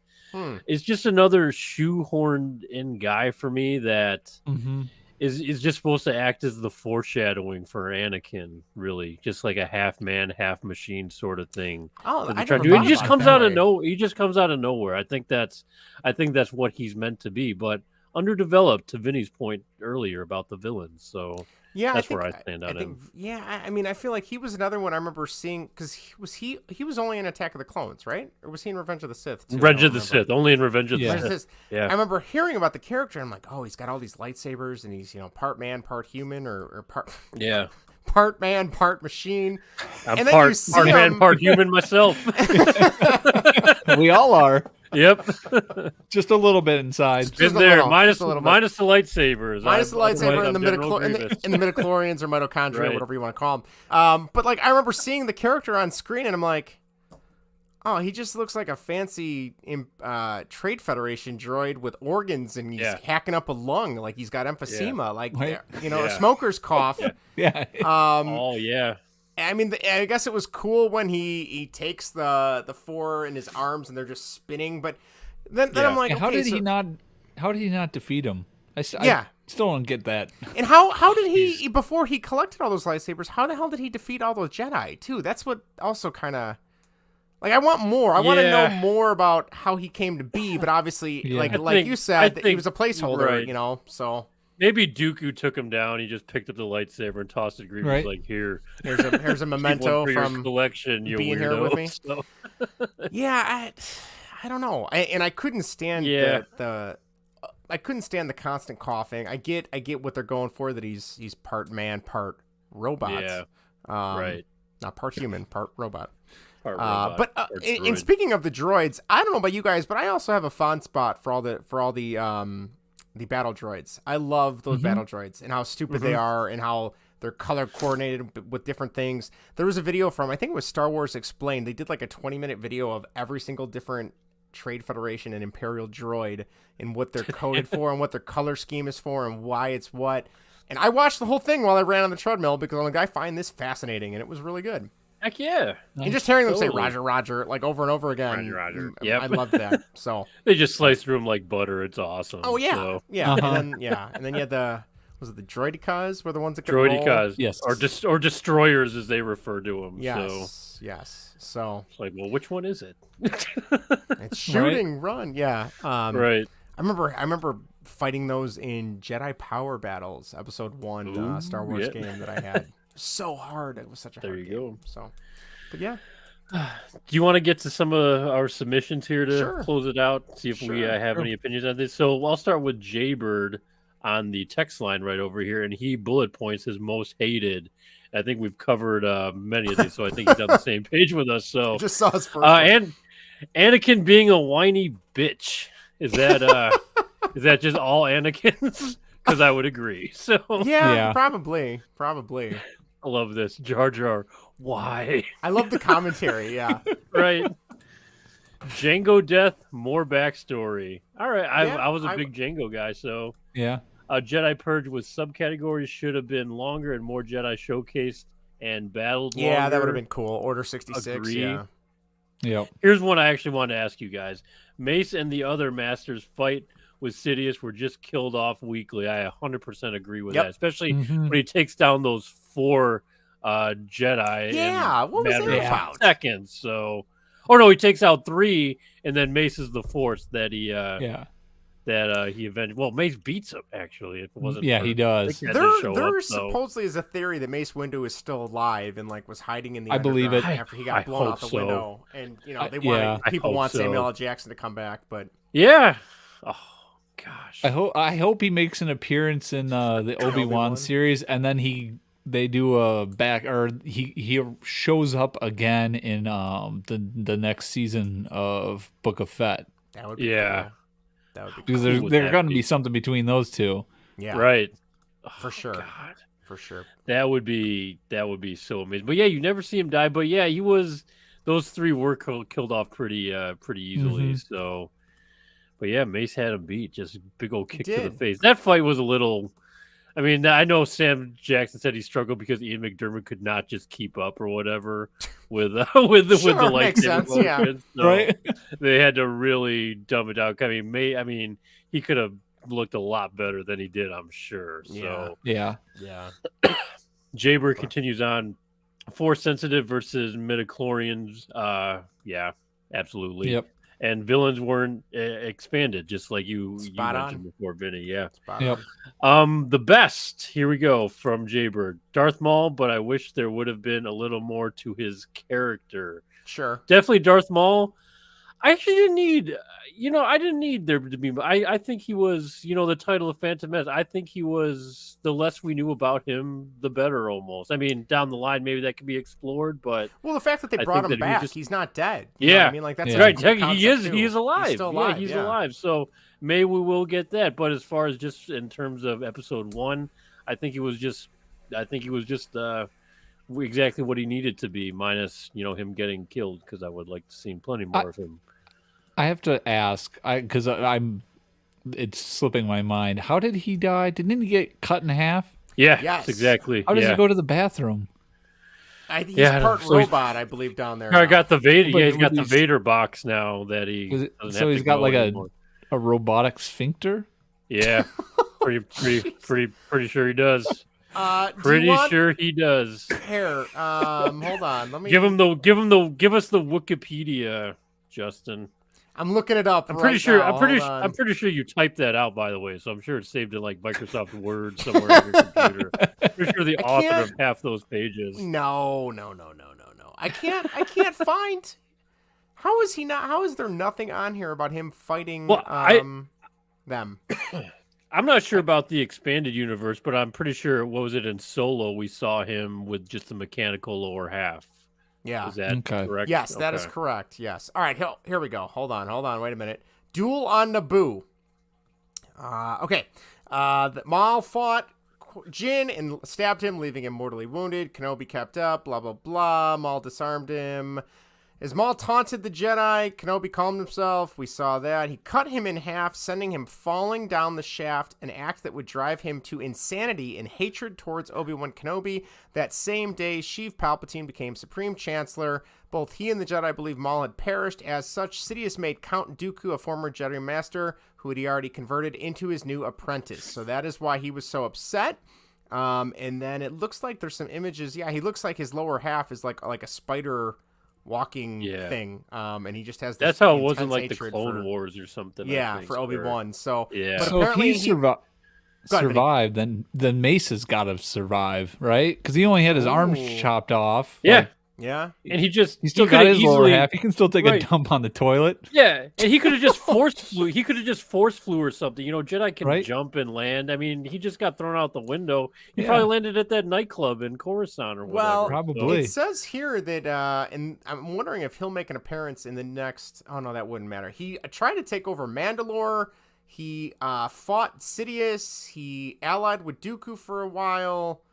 He was part of the siege on Mandalore. He then led the Crimson Dawn, which was that criminal organization. Crimson Dawn, yep. That was and we do know he dies on Tatooine, so I won't say any more because that would spoil some things coming up. Wait, the Crimson Dawn, that was in... Was that Solo? Okay. Solo I was going to say, which one was that in? Okay, Solo. Yeah. That's another movie I got to watch again. Yeah, that supposedly LucasArts said they're moving away. They're not going to from having other actors play the classic characters. They're not doing that anymore. So they're not doing that. Okay. Yeah. So are they going to keep doing the CGI Luke then? Yeah. But come on. Yeah, come on. Introduction of the clones and the initial Geonosis battle. Justin, you would disagree with the Geonosis battle. So did not like the Geonosis stuff. Introduction of the clones was kind of interesting. That gave you that kind of foreshadowing a little bit into what is to become. So, Qui-Gon, Liam Neeson, awesome. Would you guys agree? Oh yeah, for sure. Naboo battle, I think was very, very solid. Visually. Yeah, a lot of visually, Gungans out there. Jar Jar screwing up and somehow managing to pull it off. Because he's a Sith and then. Lord. Exactly. The Wookiee planet battle. I believe that's Kashyyyk. Kashyyyk, Come on, correct? Jay-Bird. Yes. So, yeah, I thought that was short too, but you got your Chewie appearance right there, Yes. and then Yep. you had to see several Wookiees going to battle, taking on the sea attack going on. So yeah, that was a really good part of episode 3 for sure. When do you guys want to take the next one? Sure, I can take this one. This is from Dr. Mantis Toboggan. He said the lightsaber duels, particularly Obi-Wan, Qui-Gon, and versus Darth Maul, which I think we can all agree. Samuel L. Jackson playing Mace Windu. Did you guys know? Fun fact: do you know why he has a purple lightsaber? Because he asked George Lucas. Yeah, because he said, "I want a purple lightsaber." And that's the reason he wanted to stand out. Yeah. Yep. He's the only one. Yep. You really got to watch those documentaries on the extras. I know. They're I do. So good. So good. If anything, please watch Empire of Dreams. You guys will not be disappointed. You guys will eat that stuff up like cake. Summer vacation's coming up. Maybe we can introduce Maddie to more. It's really worth the time. It's really worth the time. It's long, but it's so worth it. I got none but time this summer.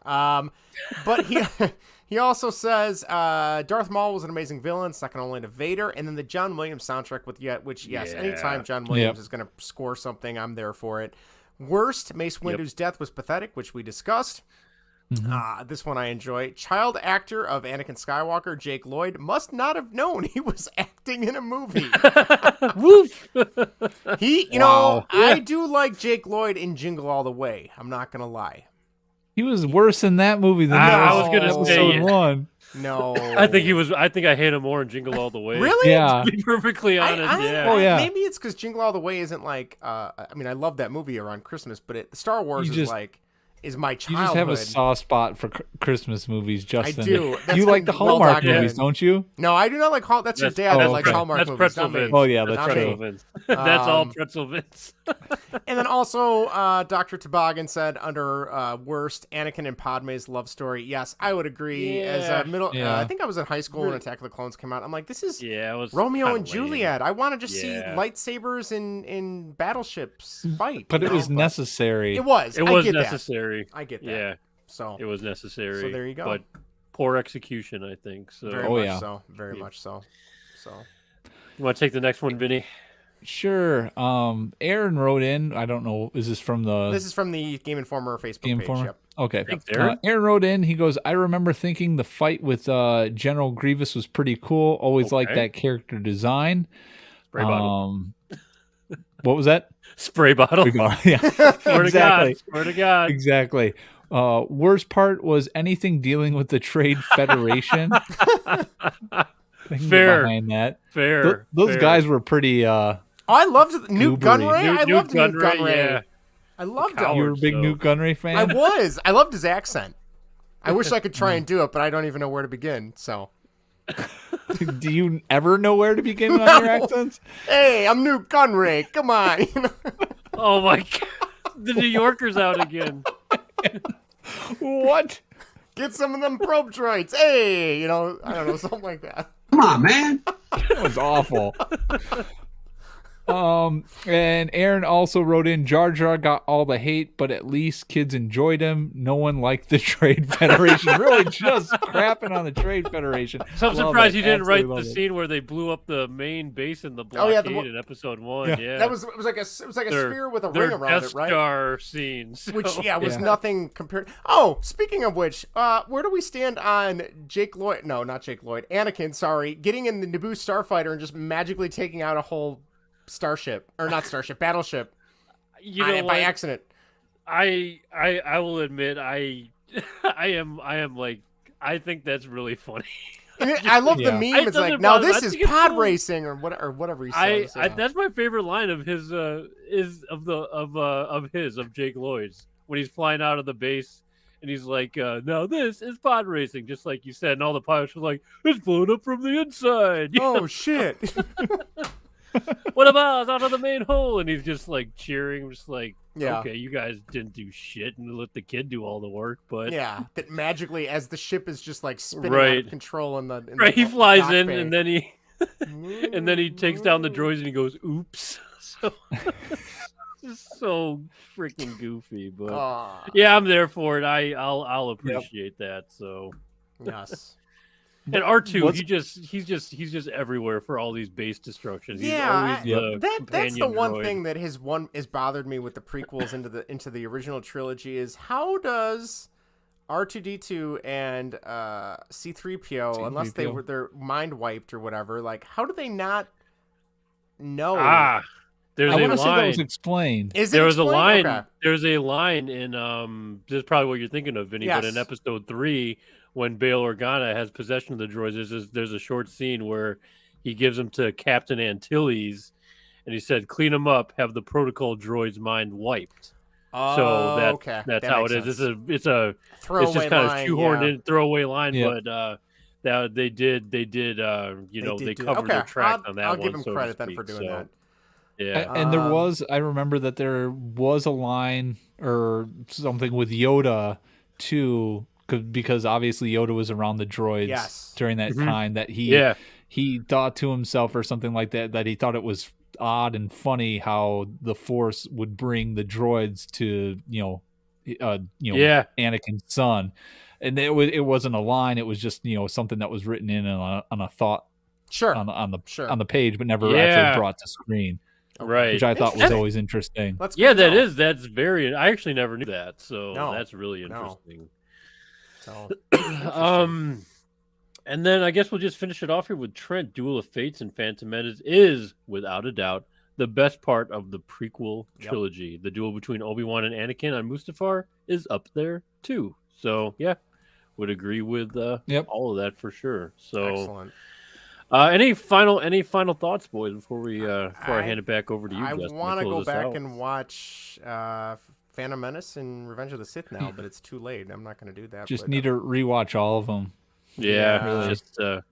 That'll be another summer project. I'm no more grad school. I finished last year. I don't know. I can have my summers back now, so that'll be there. Nice. You go. You should probably start with The Boys, though. Yeah, I should. I'm really pushing this hard, and I told you, Vinny, my sister Tiffany's. Oh, she loves that show. Greg, have you started watching The Boys? Yeah. No, I haven't.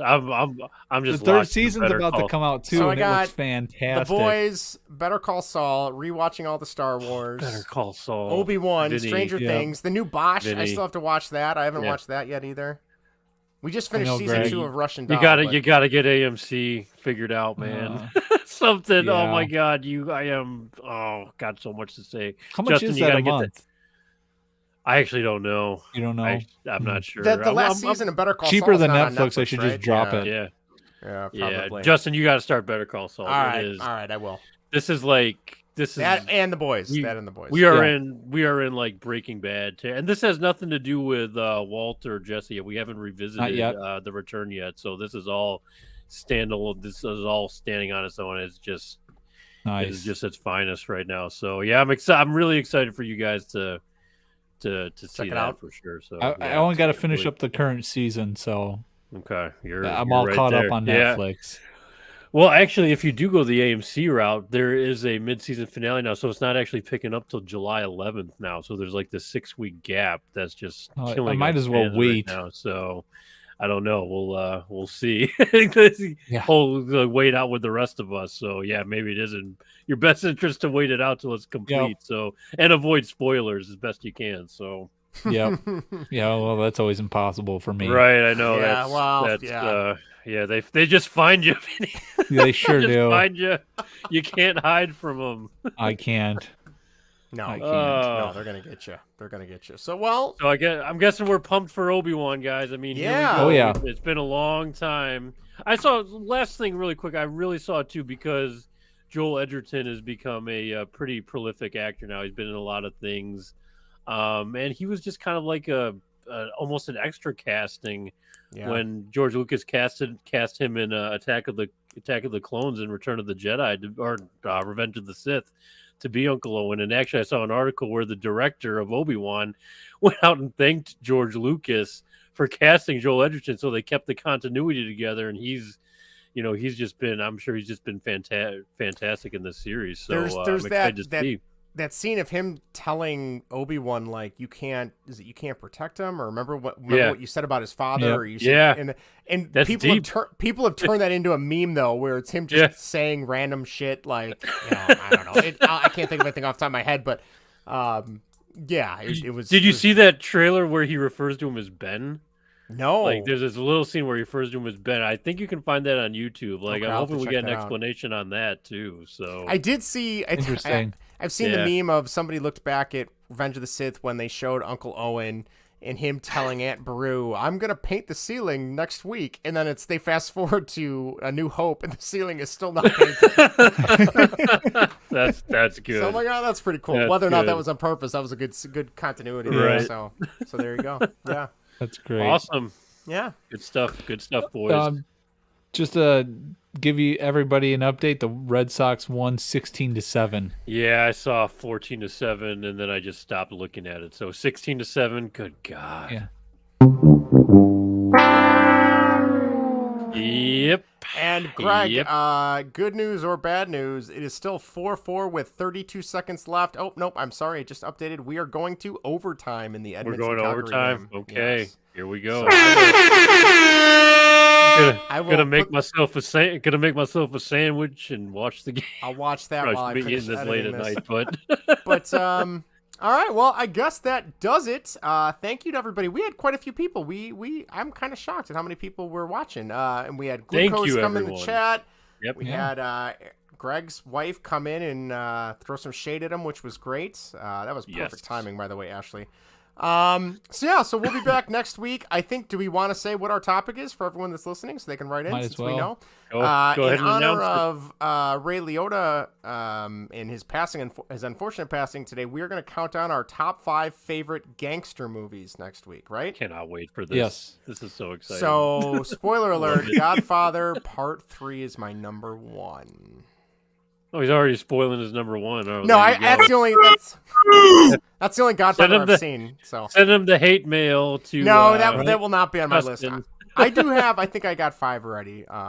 That are more gangster style. So well, if you do like a sir, you'd be surprised how many titles you've seen. There was a few. So. I saw Godfather Part 3 first, and I think it was on cable, and then I saw Reservoir Dogs on cable on like USA. That is a very different movie on USA than it is the real movie. Holy shit! Oh, I bet. Yeah. This is a really dark movie. Yeah. Wow. Two different films. So. I think I like the USA version better. Once again, that hate mail can be directed to Justin. You can tweet me at JS_MC2. Thank you very much. All right. Well, anyway, if you liked what you did, please subscribe on YouTube. We are at youtube.com/baseball and whatever. Feel free to subscribe on Twitch. We broadcast on Twitch now as well. Twitch.tv/baseball and whatever. You can tweet us. That is the best way because one of us is usually on there throughout the day at baseball and what. You can get us on the gram, Instagram at baseball and whatever. Facebook.com/baseball and whatever. And yes, that's what the kids call it these days. Okay. I'm still trying to act like I'm a kid. Email us at baseballwhatever@gmail.com. And the best one, text us or leave us a voicemail at 1-913-808-3278. That number again is 1-913-808-FART. So we will be back next week with more bad New York impressions. I don't know what else. Hey, we'll be back next week. Baseball. Bad baseball takes and top 5 gangster movies. Top 5 gangster gonna movies. Vinny's stuff. What's hot and what's not. Who's hot and who's not. What's hot and what's not? The stove. I don't This know. ice cube is cold. All right. Well. On that note, we will be back next week on Baseball and Whatever. See you guys next week. Take care, everybody. Take care.